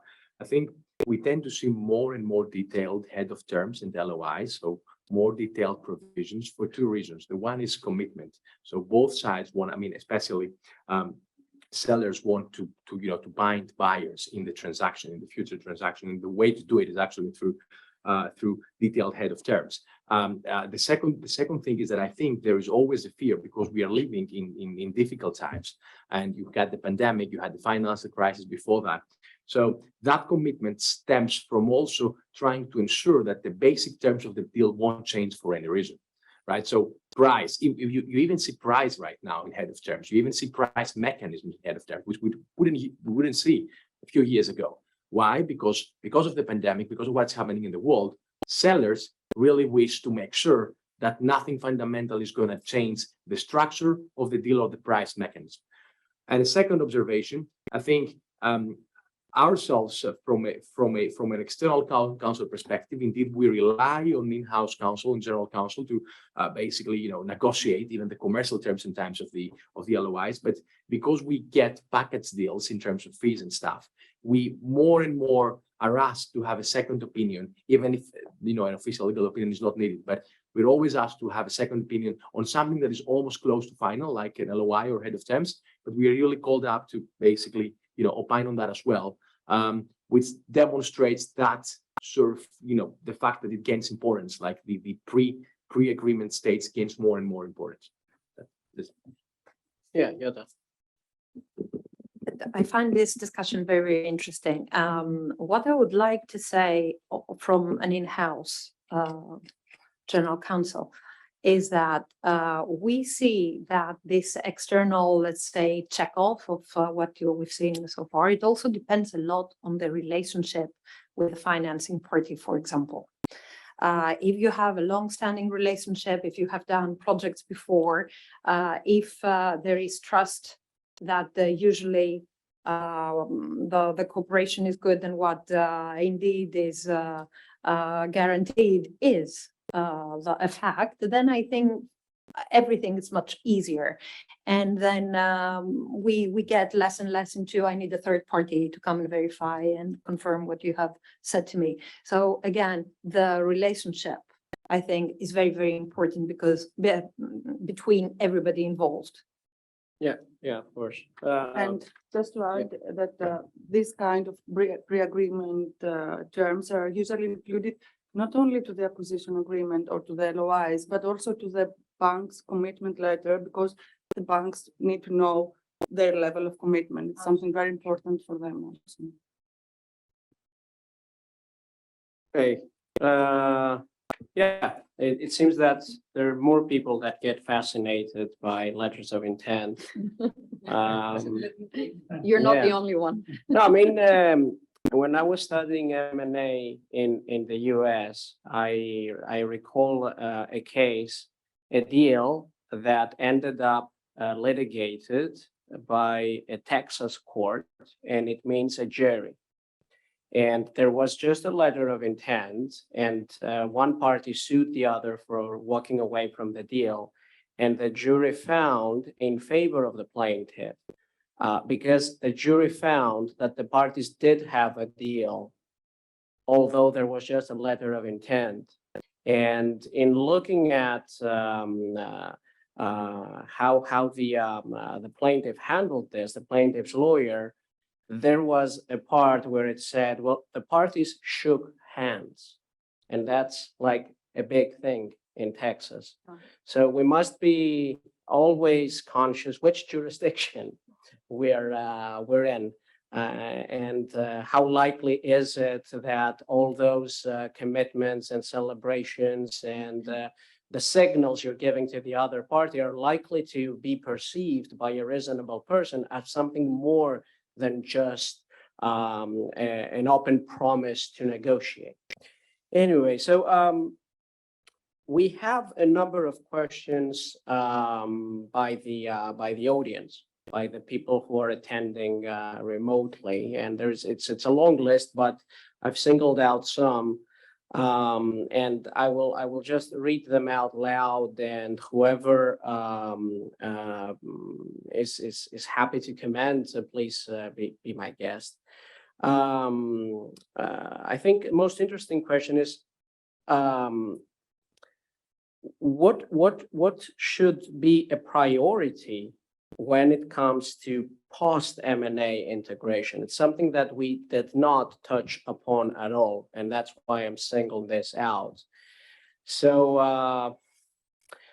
I would like to turn to you, and yes, Jota, I was actually looking at you because you do have experience about how you integrate different cultures A lot, post-closing. a lot. And the post-closure integration phase is a hard one as well. I think what is the most important, frankly, is the systems synchronization. It's technical and it takes time, it's painful, and it is critical. The reason is that as we move more and more into the digitalization, our digitalization from company to company differs, and you need to synchronize. And sometimes this also requires change in the product's offerings, which means that the reason that you acquired the company may be not valued, may not pass it through the integration process, right? Because the purpose is not to assimilate what you acquired to your own, but you get it and to show it and to grow it, right? And we acquired Aruba, for instance, a couple of years ago, and it was quite painful to integrate Aruba because it was a smaller company, more flexible. We are a hard, busy company, and we all believed, them and us, that the reason they were so fast growing and successful, it was because they were flexible. And there was, and there is always at the acquired party a difficulty to accept the change. And I'm happy to say that 4 years after the integration, and they integrated and they accepted our channel, because I'm responsible for the channel. Our channel principles, our process, they accepted and they are fully integrated. From a 1 billion company that they were in HPE, they are doing 5 billion right now. Wow. In 4 years' time. So it's a hard process. It's also hard, and we were discussing this at the break, for your counterparties. We face situations recently. Our biggest distributor, Tech Data, was merged with Synex, which was another very big distributor for HPE. The time spent in us as vendors to synchronize our systems with the new entities, the new names, to be able to get orders, to invoice them, and thankfully they don't change tax ID numbers. If they would to be changed, the tax ID numbers, it would be even more difficult. So I think this operational side of the whole integration for the person who asked the question is the most difficult, at least from my experience. And if I may top this up, because of my, again, personal experience with the acquisition of Softomotive by Microsoft, and I was acting as the integration legal counsel. So was kind of responsible not only for the legal side of things, but for HR, admin, real estate facilities. It's very, very hard when you combine forces with a very structured and big and matrixed organization like HP and Microsoft and so on, to kind of navigate the different realms within that organization. And then one of the biggest challenges, again, is how do you align the human capital to the organization? You know, having different cultures, having people from different backgrounds with perhaps different corporate values. It takes time, it takes effort, and particularly when in an acquisition, you might have the unpleasant kind of circumstance that you cannot keep everyone. You have to keep a certain percentage of the people, and you have to somehow transition people either to different roles or outside of the organization.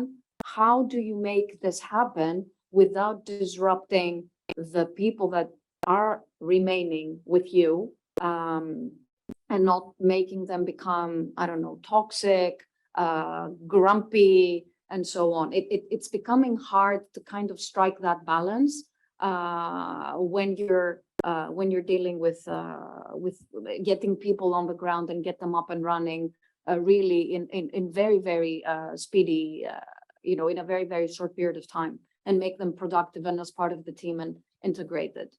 So this is a rather overlooked issue in M&A, although it should have been critical. And I'm wondering, as a follow-up question to this, to what extent it's part of the planning at the time that you are planning an acquisition internally, and you as in-house counsel, you have the privilege of being part of discussions about a potential acquisition much earlier than we do. Is there a specific plan about how you're going to integrate if the deal goes through? All that matters at the time of planning is how we're going to get them to agree to the price we're offering. May I comment?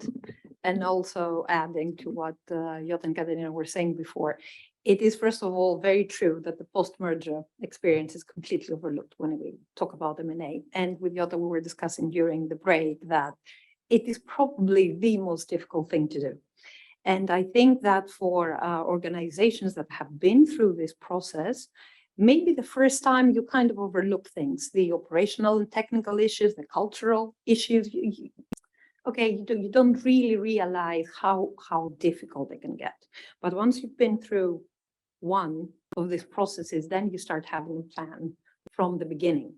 And having said that, a plan is as good as anything that you write on paper before you enter a specific situation can be. A business organization is a living organization. The processes are like the blood flowing through the veins of it. The people, they need to be, again, brought inside all this. And especially from the side of the target, sometimes this psychological issue of being taken over can have a very, very negative impact on everything, processes, technical, cultural, everything. And it doesn't matter how good your plan is, you need to be flexible. You need to see what you're dealing with. You need to be sensitive to everything that make these people proud for the organization that they have been working, so forth. Management, people from top to bottom, they all need to be on the same line. And this is very, very interesting and difficult. And especially for lawyers, we're usually, we tend to stick at, okay, we need to do this and this and this, and we need a process. Sometimes you need to get away from the process. You need to find other way of for communicating certain things that need to be done, to make contact with the people, to explain to them why this process needs to be in this way and that. That's tough, but very interesting. Still, however, I mean, we all know cases of big companies that have merged 25 years ago, and there's still a grand divide. And, you know, one finally is the victor. And this, but when you prepare an M&A, you do retain some people with long-term contracts. So you are aware. And then I had a friend in Holland who actually studied 20 years ago the psychology of mergers, because there is an exact science, because you have a corporate culture and corporate values. Carrefour acquired Continent. Continent would let people that were in a relationship or being married work in the same establishment. Carrefour did not. In respect of the culture, and it actually they had bought Continent.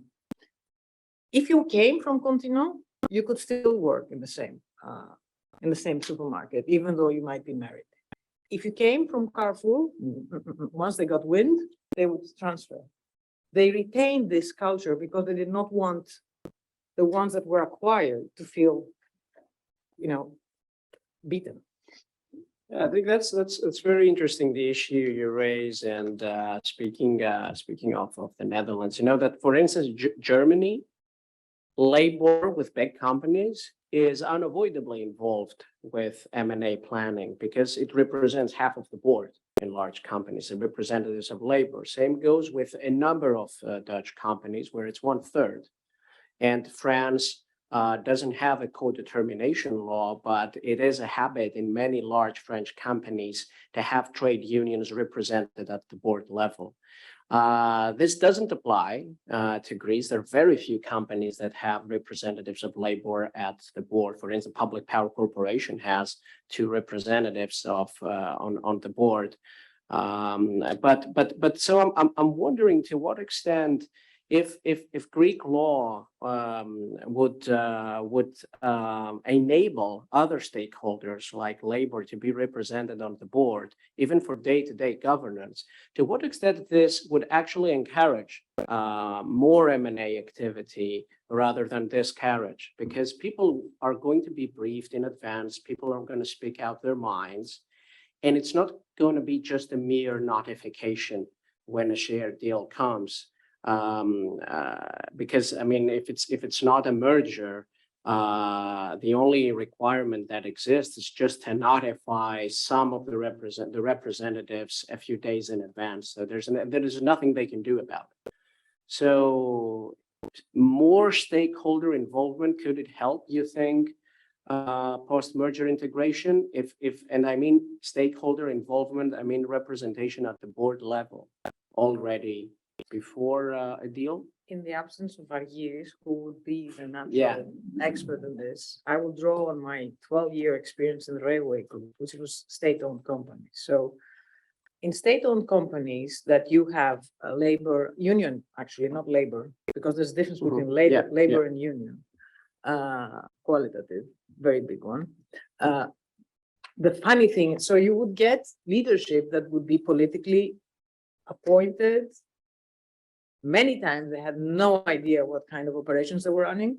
And the only ones that actually knew were the union representatives. So there was a good and a bad in it, in the sense that they could influence positively the operational part of decision making, but at the same time, they were they had vested interest in whatever happened to a friend and whether they would get promoted, et cetera, et cetera. So I would say that transitioning afterwards in the private sector, you don't have that anymore. And I don't think that the footprint of unionized participation in direction of companies is really that positive.